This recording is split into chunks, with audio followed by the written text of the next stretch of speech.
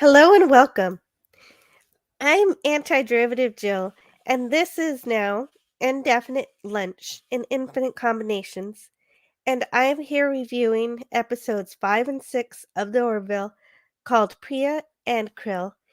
And yes, I did change the name slightly to indicate that lunch isn't always definite, and it follows more closely to my name, antiderivative, which in mathematics means indefinite integral. So, I'm normally joined here today with Pop Culture Curator, but today he's out on a grand adventure in LA and he's trying to be a part of the show. So he didn't give up on it, but he's traveling. So he may not make it, but I know. Hello in the chat. I see that we have here today. I love food. I love food too. Hello all. Firm handshakes. And today we're going to be talking about episodes 5 and 6 of the Orville called Pria and Krill. And and um and I would love to start by wishing a very happy birthday to, you guessed it, our favorite Captain Kirk, or only Captain Kirk. Happy birthday to William Shatner. Today is his birthday, March 22nd, 1931 was the year he was born. Um, And, of course, I love him for being Captain Kirk, and he's also really great and generous, and he spends lots of time working for charities and I guess a lot of time on Twitter too. But, at 91, he can still ride a motorcycle and a horse, so, he's a pretty impressive guy.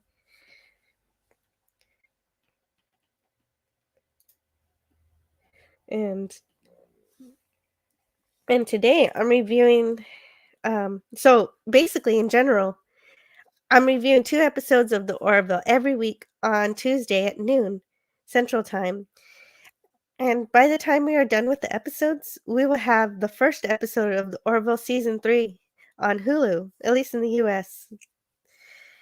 I'm reviewing The Orville because I don't know whether we're going to have a Season 4. There are a lot of questions about whether it'll happen or not, and when there were a lot of questions about whether Star Trek would have a Season 3 back in the '60s, everyone, led by B. Joe Trimble, participated in the letter writing campaign, which earned fans season 3 of Star Trek.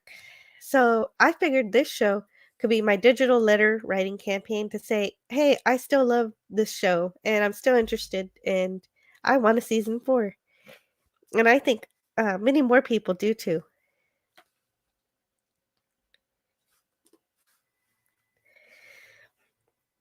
So the episode Pria aired October 5th, 2017. And it was written by Seth MacFarlane and directed by Jonathan Frakes. And all right, so it's kind of strange, but also funny that the people on the Orville seem to be in love with the 20th century entertainment. But you know what? You know what? Why not? Here we have in our first scene a scene from Seinfeld. It's a funny scene they play, but even funnier is Isaac tearing it apart and calling it sadism. Um, uh, you know, it's a Seinfeld episode where they accidentally drop a junior mint into somebody's body during surgery, and and that gives Lieutenant Lemoy the idea to teach Isaac about practical jokes.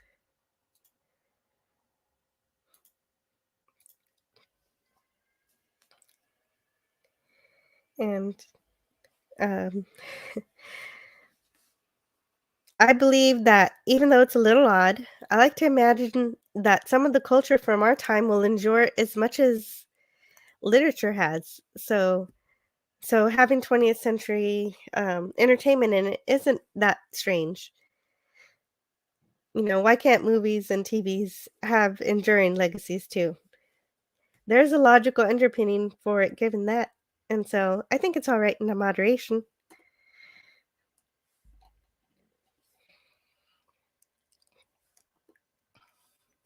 And so Alara is picking up a distress signal from the Gatara star system, and it turns out to be a comet trapped by the gravity of a star, which is pulling it in, and it looks pretty nice here.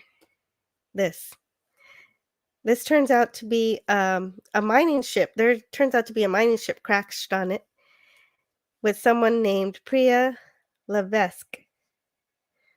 And Pria Levesque is played by Charlie Theron, who was also in The Devil's Advocate and other movies. And it sounds like we have a guest back. It looks like Pop Culture Curator made it back here. Hello. Hello, can you hear me? Yes, I can hear you. I already started the recap of the episode. Thank you. Thank you. Hello, everybody. So sorry I'm late. Yes, Oh, yeah, that's okay. I found an off ramp. I'm at by Castaic Lake, the Grapevine, just outside of LA, about half hour from my first destination. And I All found a right. strong signal, and I'm parked at Taco Bell. I think I'll be okay. I didn't want to miss the stream. I'm so sorry. So here I That's am. fantastic. I'm so glad you're here because we just started this episode. I talked about already. I know that you're out on your adventure, right? You're going to LA to film at certain sites and have. Um, yeah. What are you doing out there?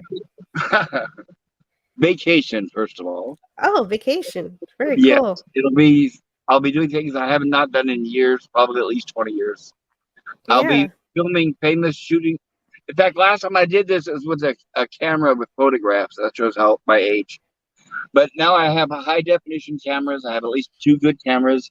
I'll be shooting famous filming locations, stars' graves. Some people want me to shoot some graves. The Walk of Fame, Grauman's Chinese Theater, La Brea Tar Pits. Those are some of the things on my list. Hey, that sounds really cool. That's Yes, really I'm great. very excited. All right. And But I don't want to take away from the show. right.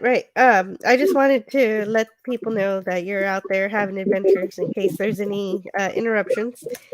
And also, I know you don't want to take away from the show, but here's the link to your channel, and Thank you, Jill. people can check you out if they want to see some of those cool locations in LA that you'll be going to. Yeah, if you guys want to check out my first broadcast live on location, it'll be in about 1 hour and 45 minutes. Oh yeah, when the show's over. It'll be at 1 o'clock Pacific time, my time. I wanted to make it sure that it was after your stream, and then it gives me a while to set up. Hoping my producer will show up. If not, it'll be my first time. So if I'm on my own, that'll be okay. I'll rough it. Oh yeah, that's fantastic. If I didn't have so many tours after the show, I'd join you for that. Well, you can always check the rerun if you want. I'll post it on YouTube. Yeah, absolutely, I will. Yeah. So if I get a signal out there, by the way, if I get a signal out there, it's very remote.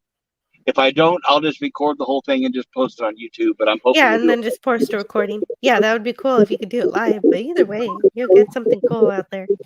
Yes, I definitely will. I'll have a few surprises up my sleeve. And I Love Food says hi to you. Hello, I Love Food. I Love Food is one of the ones that have been asking me if I'm ever going to go. Well, I Love Food. Today's the day. I will be in LA from today through Saturday. I'll be leaving Saturday to go back home. So it'll be a nice, long, deserved, and needed vacation. Absolutely, you definitely deserve some vacation. If you have any suggestions, anything you want me to cover while I'm in LA to videotape for you, just bring it up and let me know, and I'll add it to my list. Yeah, there's lots to see in LA. I Love Food says, I already put first in the comment section of your live stream. Oh, I guess it must have gotten eaten. Does he mean your live stream or mine? Oh, probably he means Pop Culture. Yours. I hope so, because I'm not sure if I posted it correctly. I hope people get notifications. And hello today to Son of a Red Shirt. He said, Son of a Red Shirt. Hey, brother. How's everyone doing today? Fantastic, sir. I got some. Oh wait, How do you feel? Oh, me, I'm doing what I cannot be better. I'm doing great. How about you? How about you, Jill? By the way, I'm doing fantastic, except a little bit of allergies. how's So the how's the baby? oh, she's doing wonderful. Beautiful. Okay. Yeah, it's allergies. Yeah, it's that time of year. I understand.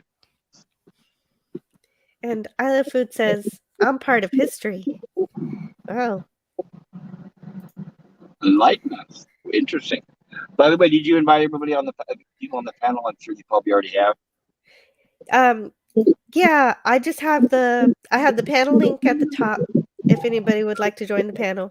Gotcha. In the tab in the pinned message in the chat. So I had already started talking about this episode here. The Go episode ahead. Pria. Right. Go ahead and continue where you left off. Sorry about the interruption. Yeah. No, no, not at all. I'm so glad you're here. Because I bring the show around having uh, someone to ask stuff about. I had talked about the Seinfeld episode that they played, the little joke that they played. That was pretty funny. But of course, I can't really get the jokes off. Uh, I can't really relay them very well over the live stream. Oh, that's But true. Without the setup and knowing what's going on, right? I had wanted to know what you thought about them adding 20th century entertainment into the show. I'm glad you brought that up. I was actually thinking that. Bringing up a lot of contemporary stuff. I think that might date the show if the show has a future or future audiences watch it. That might be. Well, I don't even. I wouldn't even say it might be. I would say, yeah. I'd say it's kind of dating the show. I think they're going overboard with the pop culture references. You know what I mean? It reminds me about a lot of the cheap animated kid cartoons now. It seems like they're all full of pop culture references. But I don't know. That's my opinion. Yeah, that's a good point because it makes sense to us now, but in 30 years, Well, imagine if will we were Seinfeld watching. endure that Yeah, much? imagine if Yeah, we were. we'll see anyway. Yeah, if we were watching the original series of Star Trek, and if they kept bringing up '60s pop culture right now, we would be groaning and be like, "Oh no!" And no, in fact, nobody would be watching the And show. we did there was that one episode. It didn't specifically bring up actual pop culture, but they did make up the hippie band. Yay, brother! The, Yeah, the, and by the way, is my least the favorite Soviet of the Eden. COS episode. Worse than Yeah. Spock's brain, even. Wow, worse than Spock's brain. That's incredible. Absolutely.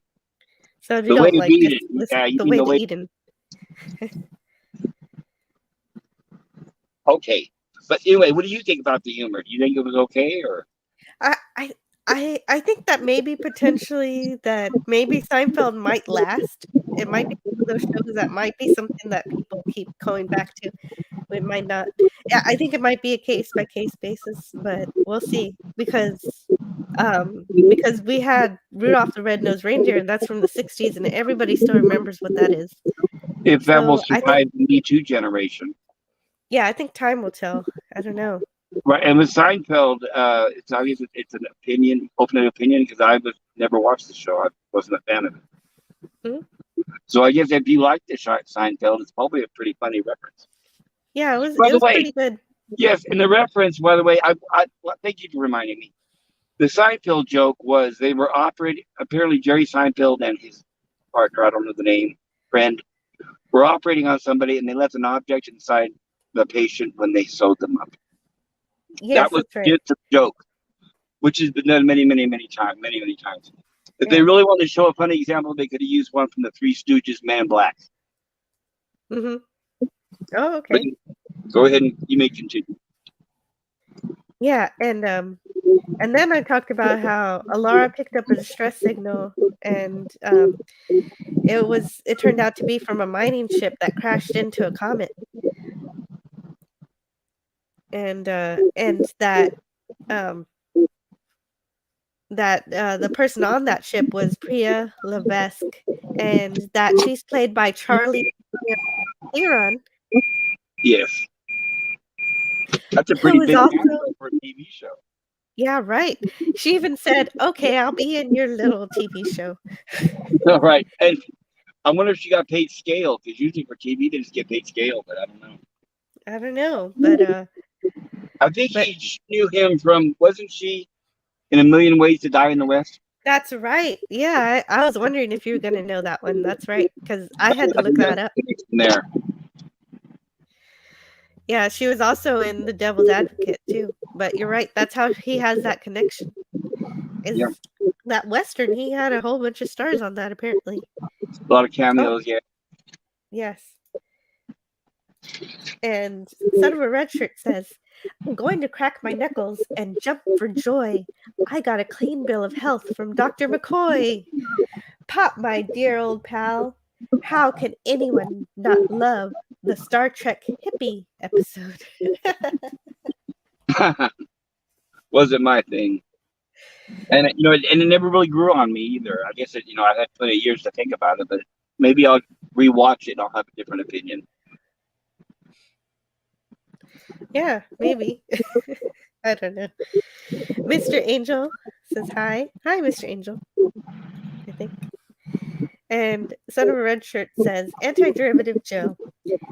I would be very pleased to join one of your panels. Ironically enough, Pria and Krill were the last two Orville episodes I watched, and I saw them when they were first broadcast. Well, you're welcome to come on board if you'd like. The link is in the top up here. Absolutely. Yeah, right here. I could copy again and put it in the chat in the regular chat right here. Make it easier.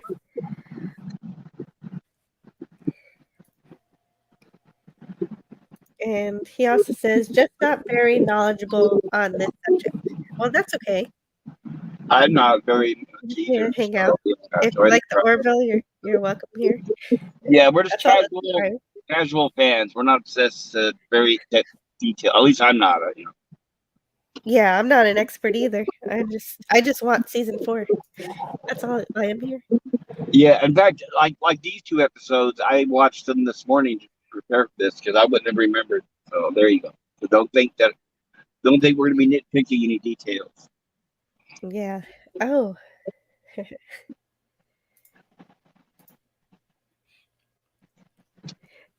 So so the next thing that happens here is that Priya's embedded in the comet, and since she's smashed into the comet, they can't get her out with the tractor beam, so they have to take a shuttle to get to her. And Captain Mercer, Gordon, and Alara form the rescue team. Yeah, And I'm going to bring up a point. sure. They've done it. They do it twice. They do it in this episode, and they do it the next one, where they say get a boarding party together, and they tell the commander, "Be careful." And then I always remember Bones' line because they never say that to Bones, and he always said, "We will." They do the same thing on this show. They tell the captain to be careful, but not the people going with them. And I thought that was funny. Yeah, they do that. They do that again in the next episode too. Yes, both of them. Yes, they tell the captain, "Be careful." In this episode, I think he's with security guard. Yeah, security guard, and well, a couple people, obviously, but they look. She looks straight at him and say, "Be careful." And then the same thing with the next episode. Go ahead. Sorry. Yeah. Oh no, don't be sorry, please. Anytime you have something, let me know. That was just such a great line when Bones said that, McCoy. Because after all the years, they was never acknowledged. Yeah, it's pretty funny. This beautiful sequence and idea to meet Priya this way with her trapped hurtling toward a star was science consultant Andre Bormanis's idea. He also worked as a science consultant for Star Trek Next Generation, Deep Space Nine, and Voyager. So, of course, it was well done, and the production did a great job making it look beautiful. Anyway, they say Priya just in time, and it is just a fun, exciting scene here. And there's Priya asking for help, and there's Isaac determining that they can't get the shuttlecraft out. Yes, And, uh, it's great to and see. there's Commander Grayson saying to be careful, like he said.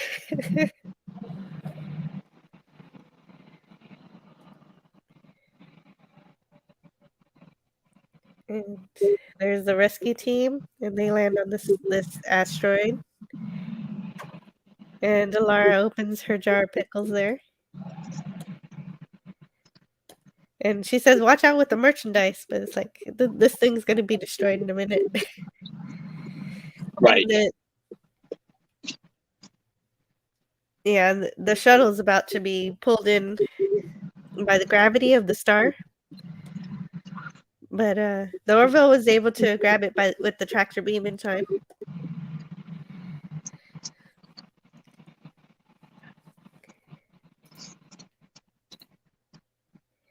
And I Love Food says, "I've seen you on channels where the politics get too spicy for the host. Now you're free." That's what I meant to a Pop Culture Curator.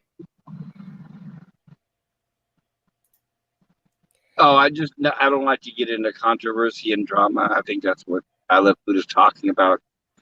I get Aha. on channels where people are drunk or they're arguing or Well, or yeah. who knows what's especially cockneys. You never know. Oh, right, never a right. never a dull moment on his channel.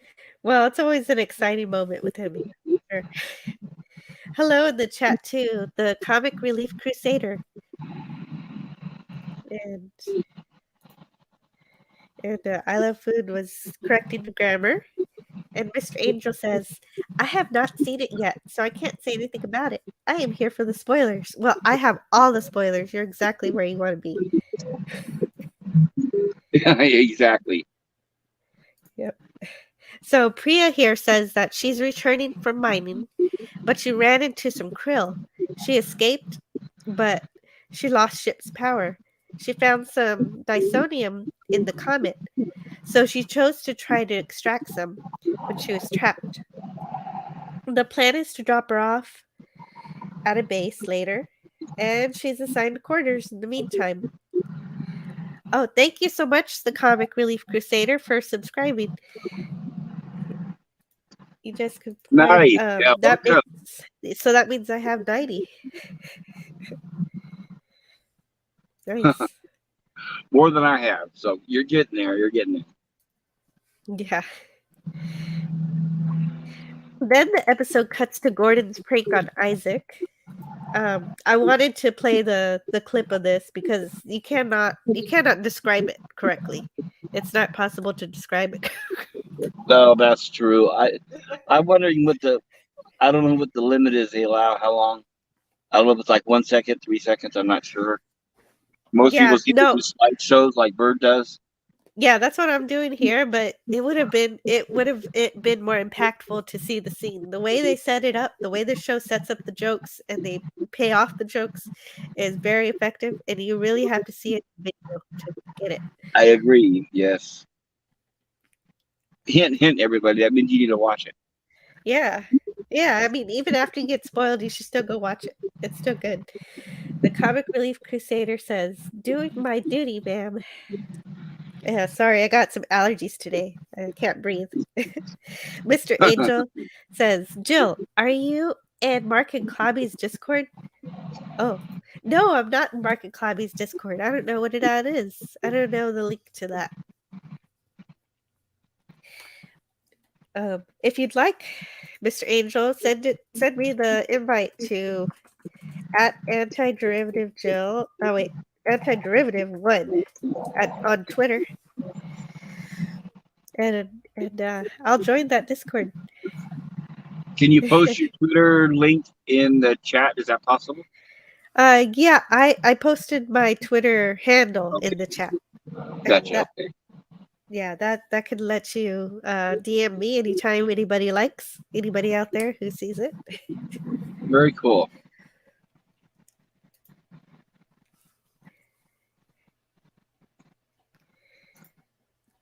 and back to the episode. So that's that plays a lot better in the and anyway, I wanted to have a recording of the prank. It would have been great to play here. Because I don't the images alone can't always do it justice. it's an innocent prank. It even helps establish that Isaac's ability to see is not hindered by his eyes being covered. They're just there Yep. to look good. Yes.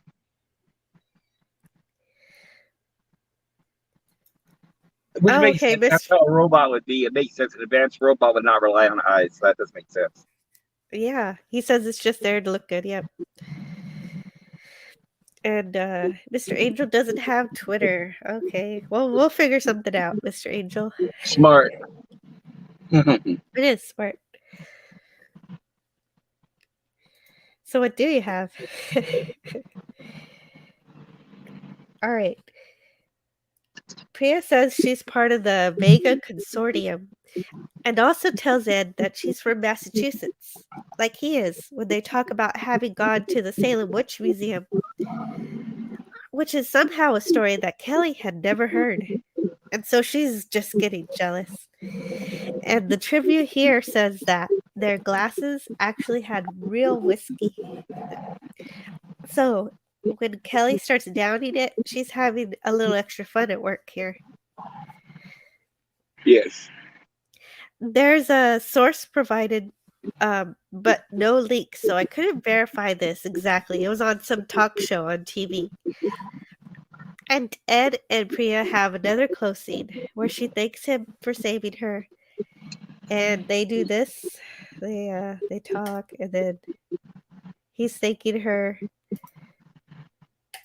and then she kisses him on the cheek. Yeah, this relationship seemed very rushed, but I know they only have 60 minutes. Yeah, right. It was just like it plays like puppy love, like Ed's like a teenager or something. That's what it feels like. Yes, that's true. Oh, and the Comic Relief Crusader says that he sent me the link to Claudi's Discord to my Twitter. Thank you. That's great. I'll check that out later. And so, but Kelly's not so enamored with Priya. She sees she can't find Priya in the database for the Vega Mining Consortium. And meanwhile, Ed is showing Priya around, even though she's not serving the Union. And so, as someone like you who's been in the military, Pop Culture Curator, how often are civilians given tours of facilities like this? They're not. Nope. Yeah, that's what They're I giving thought. you the restricted access, obviously, like, it'll be just their quarters and the mess hall and the restroom, pretty much. Oh, I hear that sounds like we have another guest here. Welcome to the stream, son of a red shirt. Hail, good to see you. Hello. Yeah, how exciting. Great to see you here. Well, today Yeah, I'm son of an Orville. good to see you, Yeah. Son of Red Shirt. I haven't been on a panel with you in a long time. In ages, brother, in ages. Uh-oh. Oh, Yeah, how shoot. Guys, I apologize. You know what? I'm on a brand new phone here, and I just realized that my YouTube is still on, and I don't know how to shut YouTube off. And you got an echo. So I'm hearing you guys double. Yes. How You do gotta I go do to this? YouTube. Mute your YouTube. That's what I do. yeah, you could still have it on, you just mute the volume on the YouTube the But YouTube audio. yeah. I'm glad you got a new phone. I remember you were struggling with some old piece of whatever for a long time. Okay, there we go. Yeah, Sorry that There you about sounds go. that. much better. So sorry. Glad you got a new phone, sir. So did I. So there we go, both of us. Thanks. Yeah, so how are you doing today, son of a red shirt? I am the most technically inept person in the world. I'm hearing you ask me that question now 3 times. Boy, I am a moron. Guys, I got to sign off and sign right back on. Is that okay? I hope so. Okay, that's okay. Maybe that'll fix your avatar too. Okay. Okay. You'll be welcome back on in a moment. That's And cool. so in the meantime, okay, so especially funny is when Ed tells them to show her the engine core. Like I think even if you could show somebody everywhere. Probably the engineering is the part you definitely wouldn't want them to check out. Right, it would be one Anyway, of the top of my list. Yes, exactly. And the bridge. right, the bridge, the two places that you could take control of the ship, the bridge and the engine room, definitely not. Yeah. Anyway, Kelly tells Ed she can't find records of Pria. Oh yeah, this is Steve The Newton engineer meeting that we Pria. don't know their name. I was listening to see if they say the name and they don't. Oh, his name is Steve Newton. So The he's character or the actor? the character, What's the and last he's name? Newton. Newton. Steve Newton. Okay, gotcha. Thank you. Yeah, like So Isaac. there's an Isaac Does and this guy's character get bigger as the show goes on? Sorry to just jump in like that. I remember the engineer. I'm talking about an episode that I saw like a year ago, and because I saw these when they were first broadcast, so maybe even more than a year ago. So it's a bit of a treat to be here. But if I'm asking stupid questions, I preface it with an apology. I'm not trying to drag the show down. I'm just No, ignorant. it's not a Oh, dumb that's question. okay. Not a dumb question. I wouldn't know. I don't remember. I do remember, but that's a bit of a spoiler for my series. So, Okay. so Well, something feel free happens not to to answer. him. And Something. Well, just saying that kind of hints at what happens to him. Something well, happens that's to him. ominous. It's very ominous. Yes, that's a good point. So Steve Newton is here for now, though, and he's just admiring Priya, just like Ed is. So, and also Yaphet too. He says. He likes her Yaphet, one of too. my favorite characters. Yeah, he's great. Tragic we lost Norm Macdonald so young. I know, it's terrible. We will get to see his final performance on the Orville in season 3. So Yeah, I think he was able to shoot all the episodes, wasn't he? yes, he was able to perform all his lines. Probably did them all in one day. Yeah, possibly.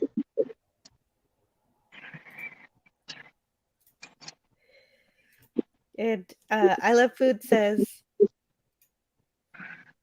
"Son of a red My shirt, your avatar is a avatar, white dot. It's a white dot. or are you God's voice from heaven?" Mr. Eric Angel says, "Brilliant character."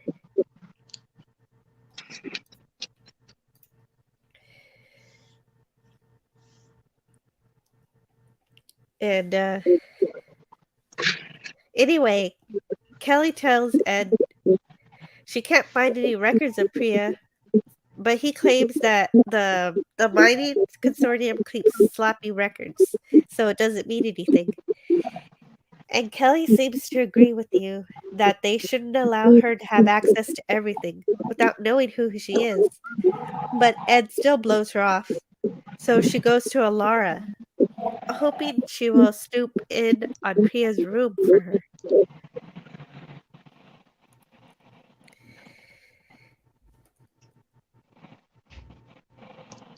And when Kelly tells Alara that Priya isn't in the mining records, Alara confirms what Ed said about the mining group not keeping good records. So that was a really great way to throw the audience off, who now might see what Kelly is doing as being jealous. And Alara sees this too, but agrees to help if Kelly promises her concerns are purely professional and not emotional. They get caught before they find anything helpful anyway, except for a block that they can't scan the contents of. Alara uses her excuse that she's looking for radiation when Priya confronts them. So that's the block that they find. They don't know what it is. They can't scan it. They put it back, and Priya is like, "Hey, what are you doing?"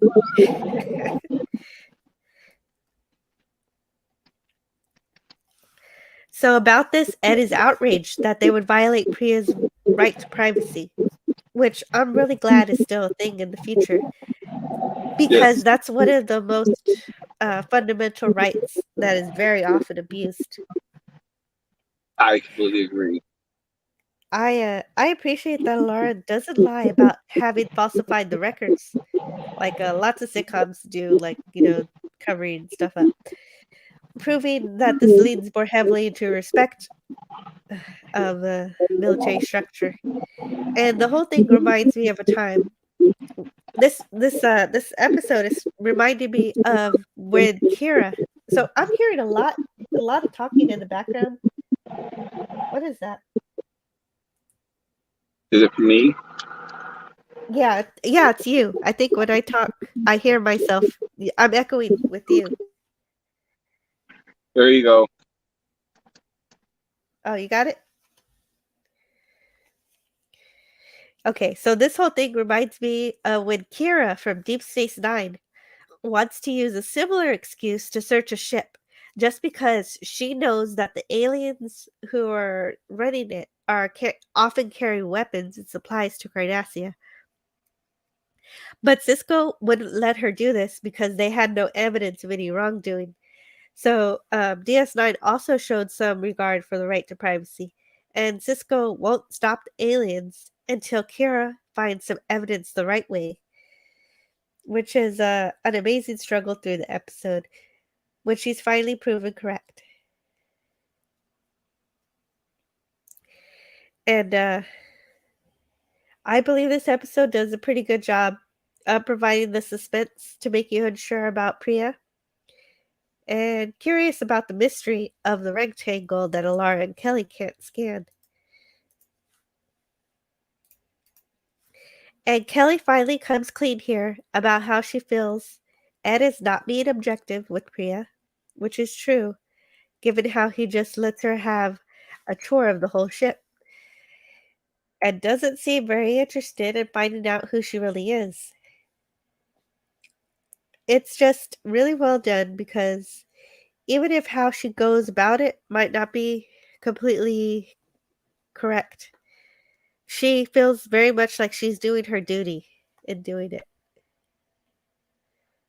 I agree there. Yes, I think that's kind of like part of the joke is she's like a jealous ex-wife. But as Uh-huh. a first officer on the ship, yeah, she's doing exactly what would be required. Yep. Yeah, right. Because it's the XO's job to help the captain see things that may be clouding their judgment, and that's exactly what she's doing. But this whole argument is interrupted by a dark matter storm, and Bortus calls a red alert, and Priya enters, offering her assistance. She claims that she's been in one of these storms as a miner and tells them to adjust the weapons to release neutralized axion particles to find the dark matter, which we once again find the science consultants coming up with plausible science fiction based on the scientific theories being explored today. Because axions. Oh, wait. Before I explain about axions, I hear another beep, and it looks like Son of a Redshirt is back. Welcome back. Thank you. I apologize. I was trying to fix my avatar, and I think I accidentally kicked myself out of Chrome. So, Well, it's working now, brother. okay, good news. Good news. Sorry for interrupting. Oh, no, that's perfectly fine. I'm glad you're back. So, I was just explaining about axions. They're, so what happened here is that she tells them to adjust the weapons to release neutralized axion particles to find the dark matter. And axions are hypothetical subatomic particles in scientific theories being explored today. But it's thought that they actually could be related to dark matter somehow. So it's fun that they use something that scientists are actually imagining about. Very Star Trek. Yes, Not current exactly. Trek. Not current Trek. Not current Trek. Very Star Trek I said 735. Star Trek. Yes, Right. 1966 Yeah, exactly. to 2005. Oh, it was a great run. Yeah, it was fantastic. And of course, since we never seen dark matter, the art department got to have a little fun with how they want to depict it. So they had a fun time making these bubbles. And they look pretty cool. Why not? Yeah, no, visually it's very appealing. Yes, absolutely. Oh, this is where Pria says that she could help. She could pilot through it for them. Right. She just walks uninvited onto the bridge, right? Like, yeah, here I am. I'm gonna help now. And of course, we always have to have the panels all smoky and stuff. Something's going wrong. and and she figures it out.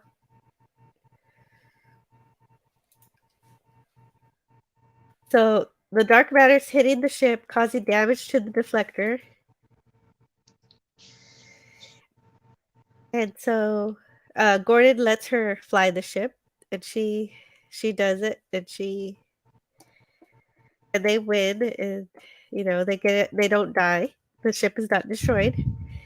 And so Priya offers that they stop at the mining consortium that's only a day away because the nearest Union outpost is 5 days away. And Ed agrees to this. And from his perspective, this is reasonable because she just saved the ship. She can't be doing any harm. And so that prompts him to take her to the environmental simulator to show her a planet called Unuk 4. And it's beautiful, but no one ever goes there. Do either of y'all know why no one goes to this planet? He says that it's horrible. I guess I'm trying to remember exactly what he said, but it's not a very good environment. The people are very hostile. I think he said, didn't he? Yes, exactly. They don't go because the people living there will sacrifice you to their raccoon god. That's right. Huh. And anyway, then he compliments her piloting again, and then that happens. What makes you think that Seth MacFarlane wrote this episode himself? Exactly. Right. It's like if you let William Shatner write the episodes for Star Trek. Yeah, I wonder whose idea it was to get Charlize Theron on there, right? Yeah, my old pal Charlize Theron. Sure, come on down. It'll be fun, and I'll get to Mac on you for half an hour.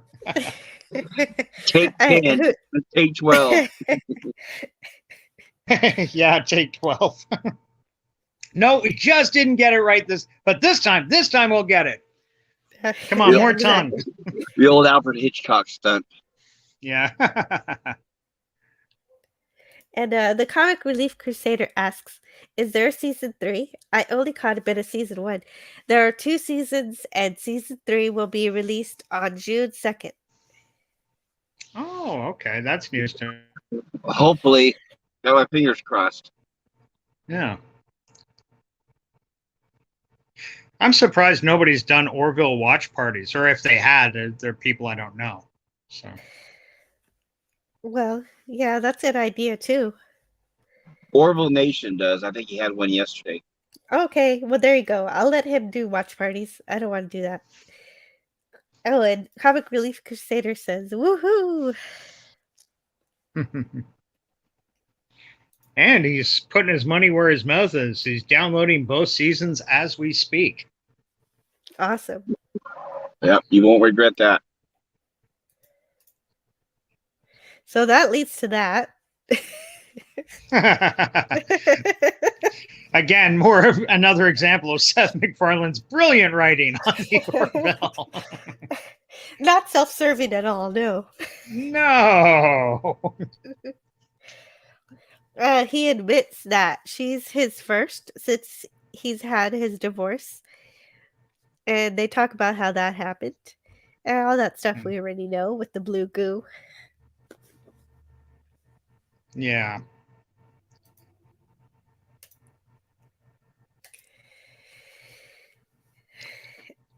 And here, this is another one where I would have wanted to have the video of this because it doesn't make that impact without the video. So Gordon alarm goes off, and so immediately Gordon knows that Isaac did this to him. He falls out of bed, and so he hops all the way to the bridge On one and leg, yeah. yeah, on one leg. And Isaac thinks that this is an appropriate practical joke.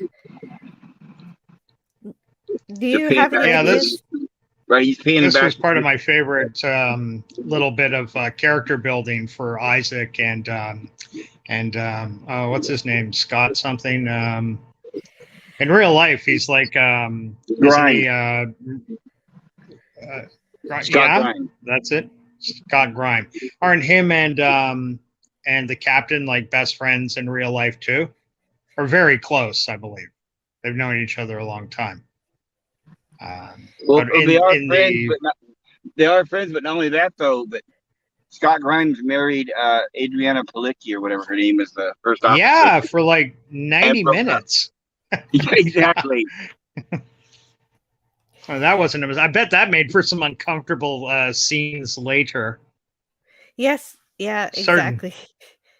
Sorry to get off track there, Jill. Well, yeah, the last episode, Gordon, Scott Grimes' character is named Gordon, and he makes a joke about not wanting to ever work with his ex-wife or get married, and he does both. Yeah. So that was a bit of predictive writing. Adrian Palicki, whose brother is, isn't he the guy from Supernatural? Oh, I wouldn't know that, but I don't watch Supernatural. But you're probably right. I'll believe you. Yeah. I'll believe you for that. Yeah, it's funny because Scott Grimes in last week's episode, he said, "I would hate to be the guy who does this," and it's like, oh well, So yeah, I guess he predicted it. Yeah, exactly. For Isaac, he's a machine. So what do you think about him thinking that this is a appropriate joke? Do you think it's... Well, to his machine mind, I see how it would be an appropriate joke. He committed the surgery without causing him any pain. And if my memory serves, it's not like he threw the leg out the airlock or stuck it in the food replicator. Didn't he save it? And yeah, right. He hit it. So yeah, because as a machine, taking parts off of himself and back on is pretty normal and pretty minor. Yeah. So I had that thought too. And also I had another thought. I remember the Seinfeld scene at the beginning of the show with the candy falling into someone's body. So maybe Isaac didn't realize that that kind of humor doesn't work in real life. Oh. And hello in the chat. Hello, bird. Kapla, bird. Kapla. He says that it's a totally appropriate practical joke. Yeah, it's totally appropriate. So sure, from Isaac's perspective, definitely. Yeah, right, because he's a lot like Data, who is incredibly intelligent, but fails in, understanding the emotions and social interactions. Sure, those little intricacies that we all take for granted as we grow and get older.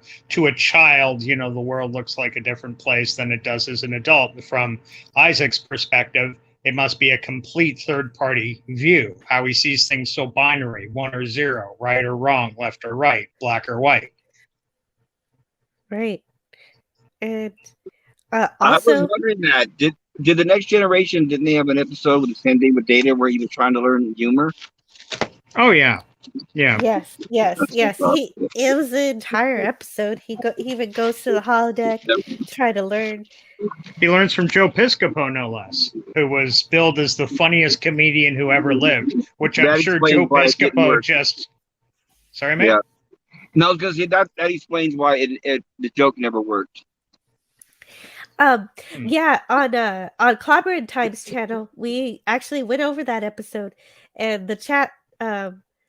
someone in the chat said it would have worked better had they had Rodney Dangerfield. Oh, absolutely. Anybody but Gosh, Joe yeah. Piscopo. Anyone but Joe Piscopo. Oh, And then you're being hard. I love you, Pop, but sometimes you're a little hard on people and their efforts. Yes, Joe Piscopo kind of went off the rails, but there was a time he was considered a very funny man. He got movies. Did you I ever think see? somebody more generational. I mean, 'cause where is he now? I mean, he was like a flash. Yeah, fair enough. But remember, budget constraints too. Bringing Rodney Dangerfield in, especially near the end of his life, like he was charging pretty top dollar. Oh, He Rodney had Dangerfield probably would have said no, but I don't know. I just it yeah, I know, and it's just personal opinion. I just wasn't a fan of Joe Piscopo. That's just my personal opinion. Eddie. He was never my favorite either, but I will acknowledge that like a lot of people hate on the guy now, but they like I was a kid when he was at the height of his popularity, and he was pretty popular for a while. Not Eddie Murphy level, and ironically enough, Eddie Murphy is apparently a very big Star Trek fan. So it might have been possible had they tapped Eddie Murphy, but given scheduling conflicts and stuff like that, it probably never would have worked out. But yes, Eddie Murphy might have been a little more timeless than Joe Piscopo, but they had to work with what they got, right? Eddie Murphy tried to strong arm his way into Star Trek for the voyage home, but yeah, so yeah, Really? you're right about that. Oh yeah, I heard about him almost being on there. And also, Data had some comedic advice from Guinan too. It was Whoopi Goldberg. So That's right. she said she taught him that one joke. You're a droid, and I'm annoyed, or something like that. I forget. But I don't tell it bump. right. And don't forget, Whoopi Goldberg got her start as a stand-up comedian and a very edgy stand-up comedian. Talking about, and I don't know if this is in politic for your channel, Jill, but like one of her most famous routines was she was doing a character, and her character had an abortion in a beach bathroom. That's just how dark Whoopi Goldberg was willing to get when she was a 20-year-old comedian. So she had her time on stage doing stand-up herself. So, Yeah. no stranger is what I'm saying. No stranger to the medium. Also got a couple of new people in the chat you might want to say hi to. Yes. Hello. Hello. I wanted to say, Bird of Prey 5 says Data pushing Beverly into the water was also funny. So that was in Generations, where Yeah. where someone falls in the water and everyone thinks it's funny. So then Data pushes Beverly in the water, but Yeah, nobody except finds. Jordy, as I recall. He's not funny, Data. Not funny. Oh, what a wet blanket. But Bird of Prey 5 thinks it's funny. So that's all. And he's absolutely right, too, because that scene was funny. I remember seeing it in the theater and everybody laughed. Mm-hmm. And hello in the chat to Captain Trek and Darius Munchausen. Today I have some allergies, but I'm still having the show today. So hello, guys.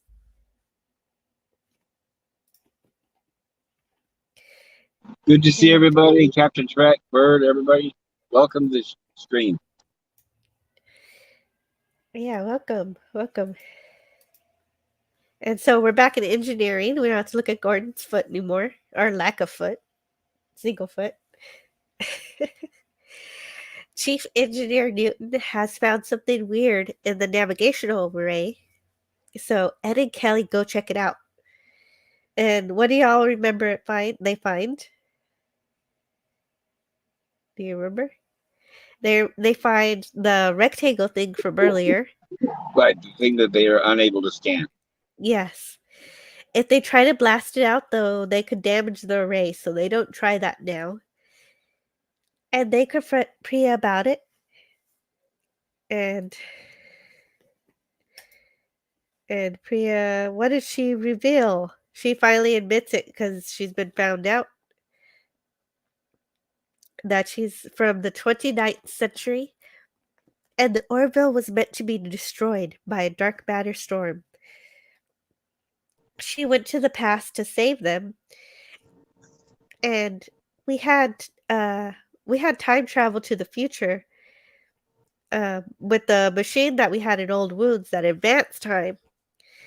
But here we have the very first time someone travels to the past. She then hits some buttons on her arm to activate this rectangle thing, which takes the helm control away from the bridge.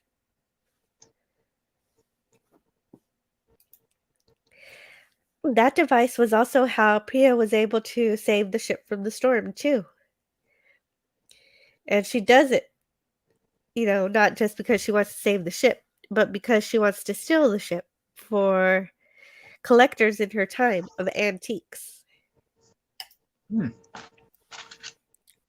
Because she basically figures it's okay because they're going to die anyway, so bring them to the future, let them live, and I can have their ship. And the crew are allowed, to stay in that century so that they don't change anything in the past. Yeah, that shouldn't cause any problems. No. And then in the middle of this dramatic scene where she's explaining all this, hello in the chat to Christian Fandom Geek. How are you Hello, doing Christian. today? Really need to watch this show. I agree. It's a really wonderful Christian.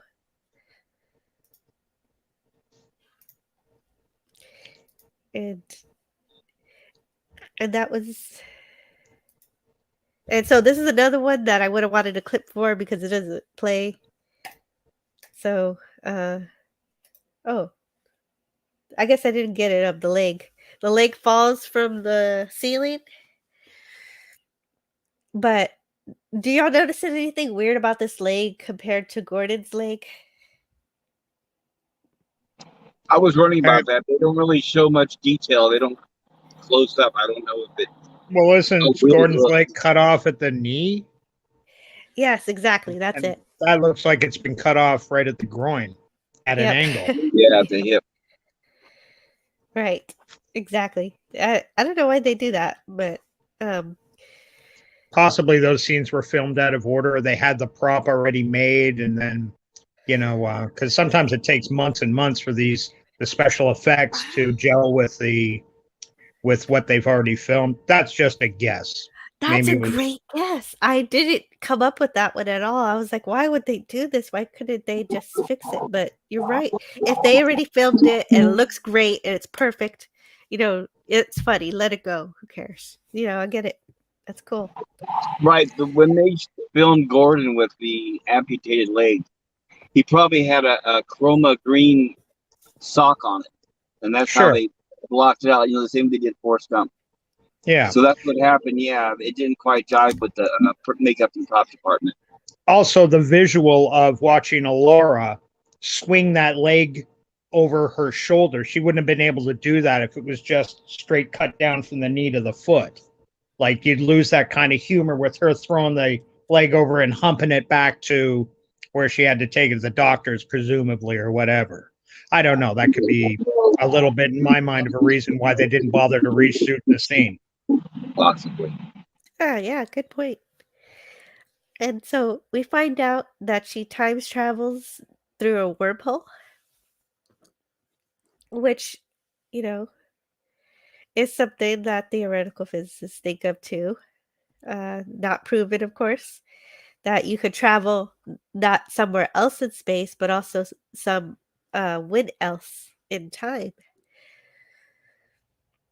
And I love how she mentions that they also saved Amelia Earhart, who was a pioneer in aviation, being the first woman to fly alone across the Atlantic Ocean.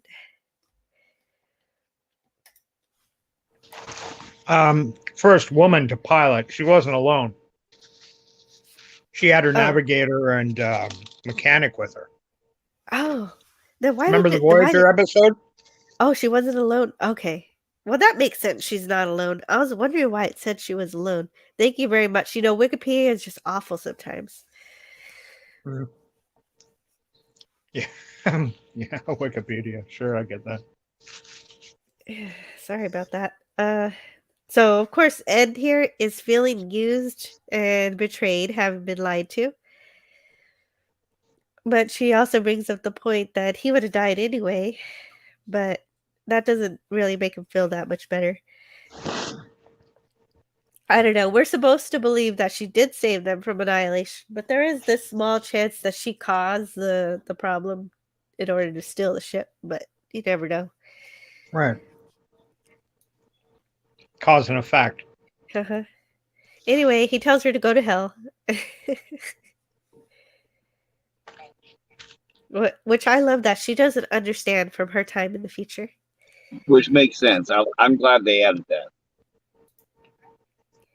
And thank you, Christian Fandom Geek, for smashing the like button. And CFG, saw you earlier, brother, swinging a saber.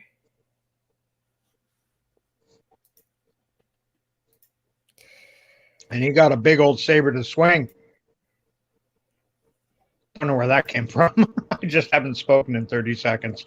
That's what you get for inviting me on the panel. It was perfect. I love it. Here's where Kel says, "I told you so." Oh. Or as oh wait, that's not where it is. That's where they're arguing. He tells her to go to hell. This is where Kelly says, "I told you so." Or if anybody out there watches Trailer Park Boys, one of the Rickyisms is "I told you so." And I just like the way it sounds. I told you so. Trailer Park Boys. I haven't watched that in a few years. It was great in its prime. Yeah.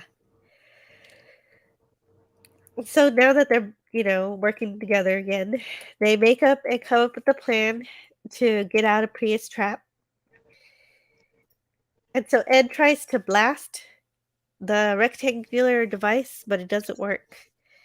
But Newton has the idea to use an antique drill he got as a gift.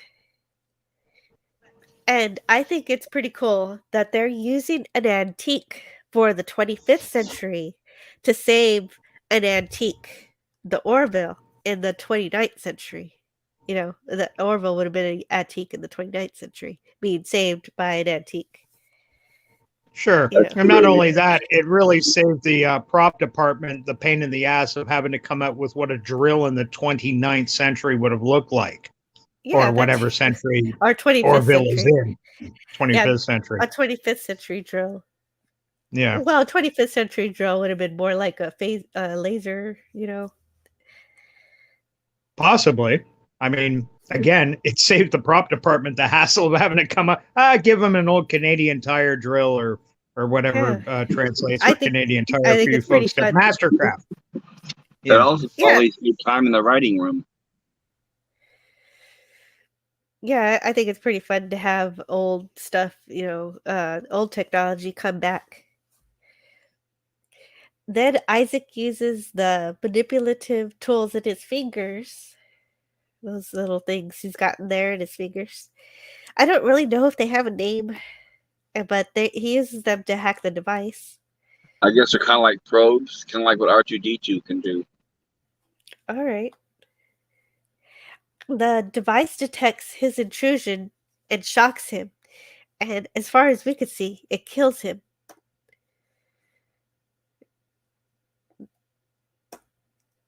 And so he goes dark.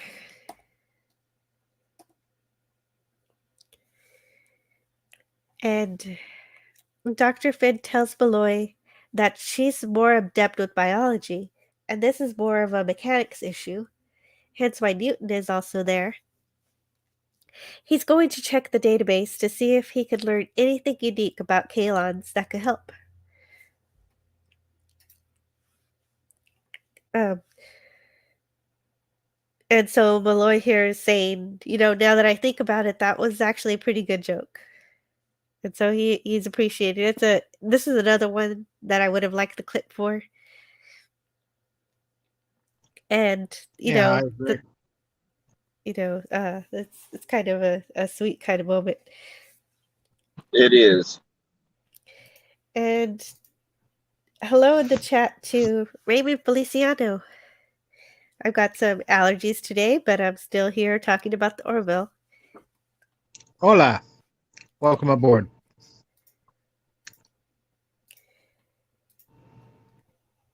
And Malloy is asked to the bridge in the middle of regrowing his leg. Because because Captain Mercer needs everybody, and they reach the wormhole. And it's then that Pria teleports to the bridge, showing that in the Orville, they don't have teleportation technology yet. Her type of teleportation is a lot more like apparition in Harry Potter than the strict nearby sight-to-sight teleportation of Star Trek, because she says you could take a breath in New York and exhale it in Paris. And Ed pleads with her to take a shuttle back home, but she says if she allows them to stay, their continued existence will alter her future. So they're gonna go. So they end up going. And this is how they're entering. Some lovely visuals in this show. I absolutely agree. That's why I end up taking so many screenshots, because so many things look so cool in the show. Yeah. Pria, oh yeah, they're still going through that wormhole there.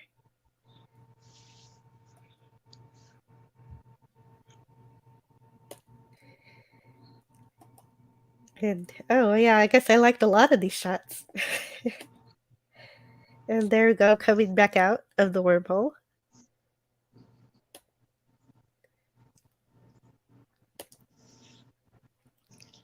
Oops. Oh, I missed out on some of the I missed out on a picture of the Benzian ship.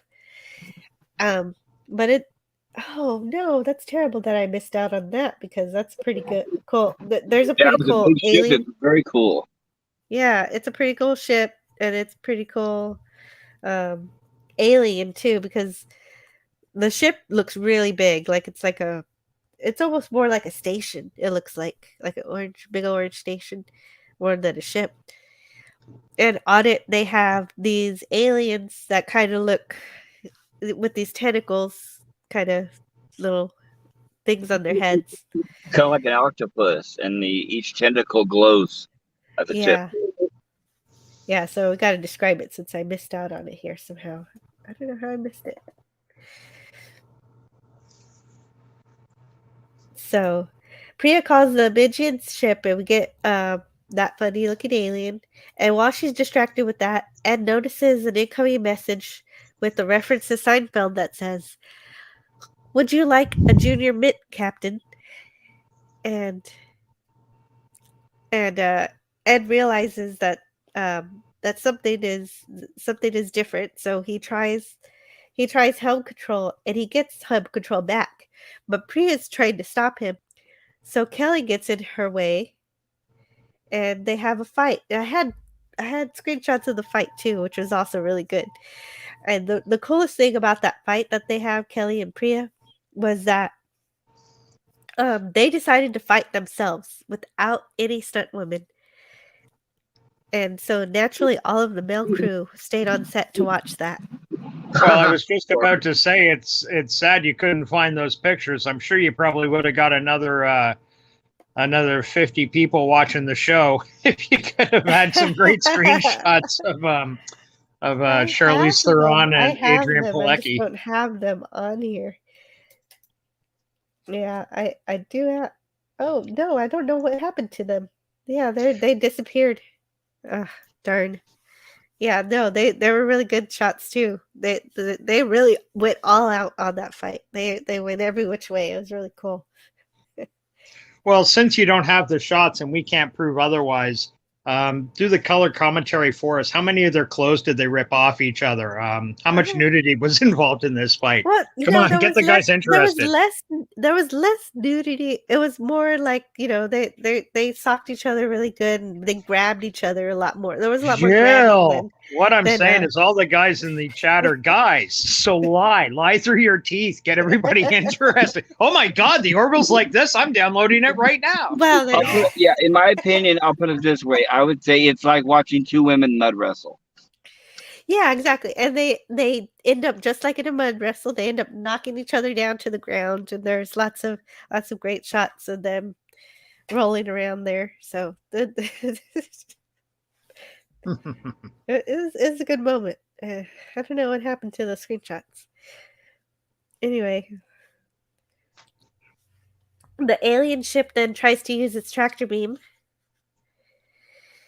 So Lamar performs the time-honored Star Trek method of modulating the deflector frequency very quickly.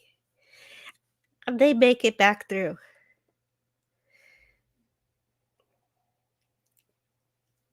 And it turns out that Isaac transferred all of himself into the computer before he died, so his consciousness can be transferred back to his body.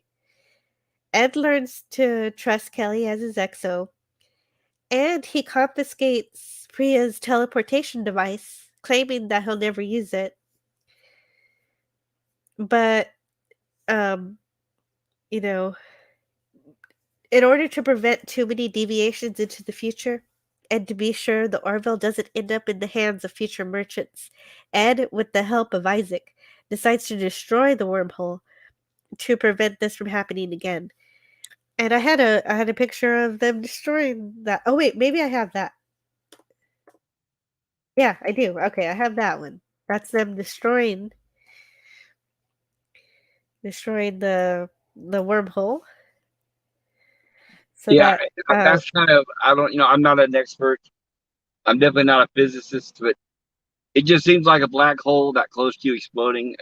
I think it would probably take out a lot more than just what it's doing, but I don't know. that's a good point. Possibly.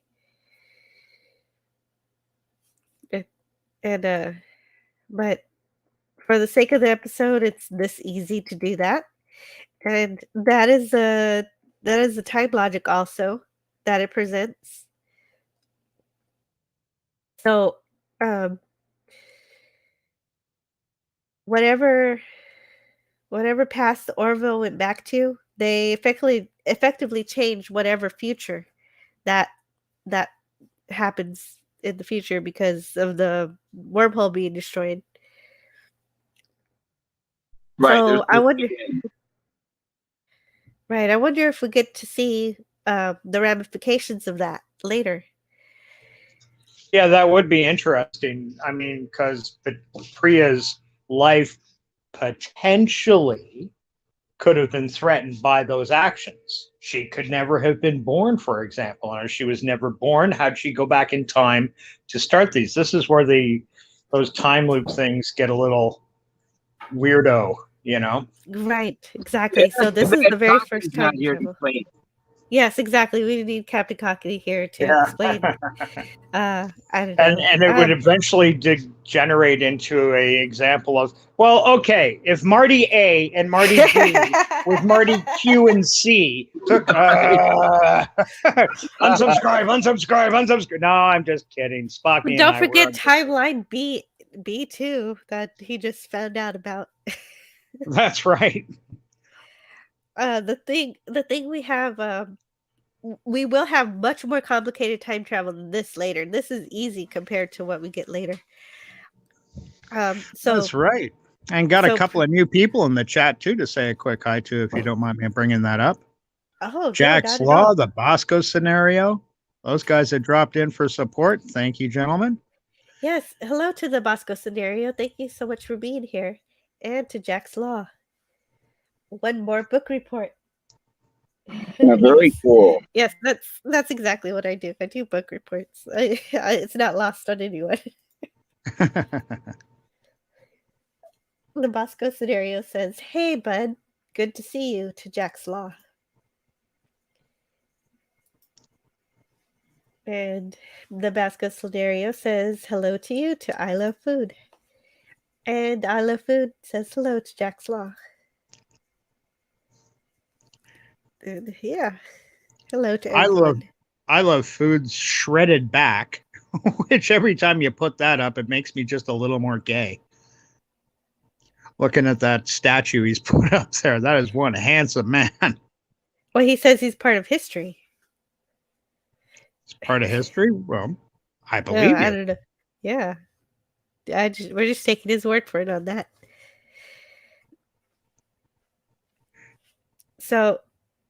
So my other thought here was that since Priya vanishes, I wonder if that teleportation device also vanishes. But I don't know. I don't know. They Maybe bring not. that up later on. They do. Yes, Ed Mercer brings it up. Okay. Okay. Well. I forget about that, so it'll be new to me. So here she is, not having come to do what she did, but everybody in the present still has their memories of it somehow. I'll ask Captain Cockney Spock how that's possible later. So, what did you guys think of this episode? What were some of your favorite parts? I enjoyed it. I like the humor. The humor is well balanced with the drama, I guess you could say, and I like that they spend money on the effects, so they don't seem to skimp on that. So I think they start working on the effects probably before they even start shooting the live actors. Yeah. What about you? What about you, son of Orville? What did you think about this episode? Oh, I guess he's not here right now. So let's move on to the next episode. Okay, sounds good. Krill. Krill is the next episode. This episode first aired October 12th, 2017 in the US. It was written by David A. Goodman. So this is the first episode not written by Seth, but um, you know, as Star Trek history goes, I'm pretty sure Seth had a hand in writing it too. And hello in the Yeah. chat, LDG. Hey, LBG, good to see you. I don't have any confirmation on that, but it would be logical to assume that. But that's great that the writing is starting to be handed out to other writers. Yes, and anybody out there in the chat, you're welcome to join us here on the panel. The link is posted, so you don't have to be a fan of the show or an expert. Yeah, just hang out with us is good enough. The link is in the link is in the pinned message at the top. I can post it again in the chat if anybody wants. And I have food says LDDGGGGG.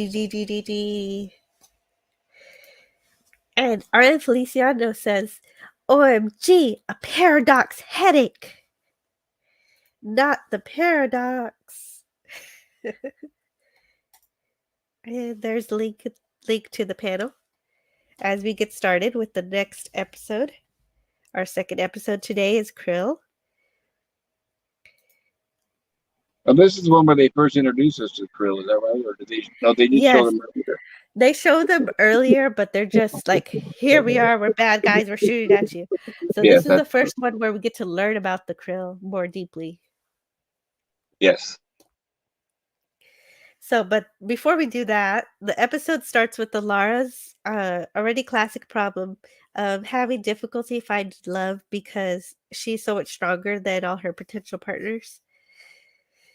And Isaac, being of comparable strength, offers companionship, but Lara's not interested. But who who does bite though is Boris because he wants to try sushi. But he grabs the entire thing of wasabi and everyone's like, "Wait, no, don't do that." But he eats it, nothing happens to him. So it's here that we learn that the Mocklin stomach is strong due to their devastated environment, which gives them the ability to find nourishment in what we wouldn't even call food. So this cuts to Mortis eating various other things. Uh, wait, wait a second. What is this? Anyway, Mortis eats a napkin, a cactus. I guess that was just Gordon just getting really excited. Yeah, And I it's think the napkin crunched when he bit into it. yeah. And then Alara asks him to eat the glass. He does that too. It's like, what is his organs made out of that he can handle eating glass? It's incredible. Like heavy leather or Well, and something. now I'd have to remember, didn't he say he only uses the bathroom once a year? Yeah, that too. Where does all this stuff go?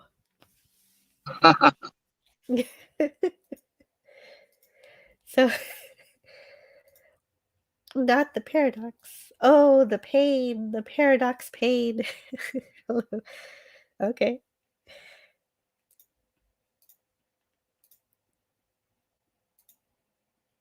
But they're called away to the bridge, so they'll have to come back to that bit later, but not this episode. And so they've gone to a planet that's in distress, getting fired on by the Krill, and they say, Ed Mercer says, there are a lot of families out there, and Malloy says, there's probably a lot of single people too.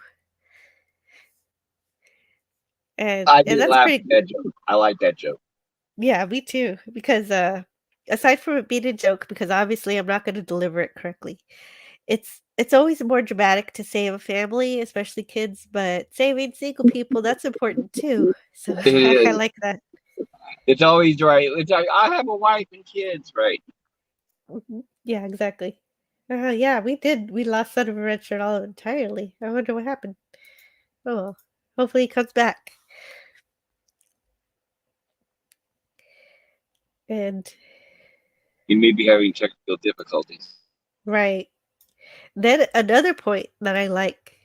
I usually don't want to kill jokes on the show, but I have to really praise this one because this one is near and dear to a lot of us. And he asks Alara to open hailing frequencies, and he starts to talk, but Alara says, "I haven't done it yet."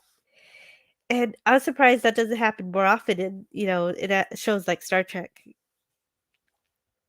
because they It always is. ask for hailing. They starting to mention more and more references from Star Trek. Exactly. Yeah, they always ask to open hailing frequencies, but there's never any confirmation on that, or if they try to decide whether or not um they ask to hail the ship, and then Worf's like they're not responding, so just immediately, just instantly, And I without guess she's waiting for a also the response. communication, right? She's chief of security and also the communications officer, I guess. Yeah, then something weird happens. Ed asks for the Krill to cease fire, and they do, but that's only because they've taken notice of the Orville.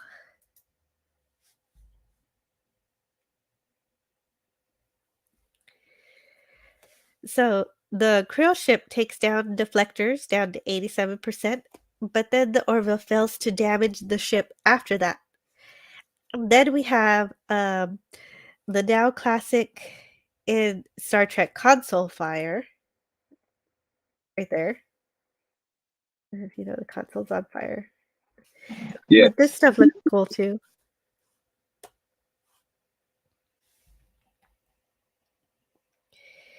And Gordon objects that going into so Ed then orders the ship to head into the upper atmosphere. Gordon objects that that will be bad for deflectors. Boris objects that using all the torpedoes will leave them defenseless, because that's another thing that Ed asks for, is all the torpedoes to be fired. But they still follow his orders, even when they note their disagreements. That's true. And the upper atmosphere, oh wait, oh, oh yeah, this one is like, Ed's like, what happened to the automatic fire suppressions? And she says that this is the panel that the automatic fire suppressions work from. So, All right. so The only that's one that's so burning.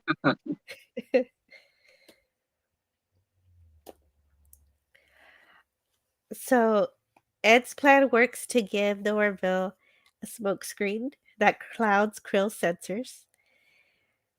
And then Captain Mercer lets go all of the torpedoes. And I wanted a clip of this. A clip of this right here would have been really cool because of the motion of the torpedoes, all of them just flying out of the Orville. Yeah, it was very cool.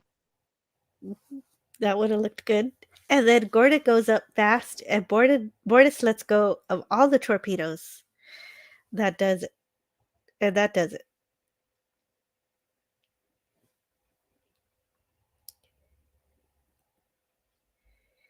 And now they check on the colony.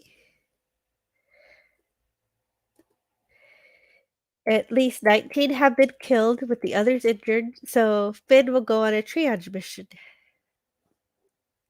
And they check the view screen, and what do they see? They see a Krill shuttle. So Ed assumes that the Union engineers will inspect it, but Admiral Azawa has a different plan. And I kind of want to blow my nose. I want to see if I can get this cleared. So can you give me a moment here? Go for it.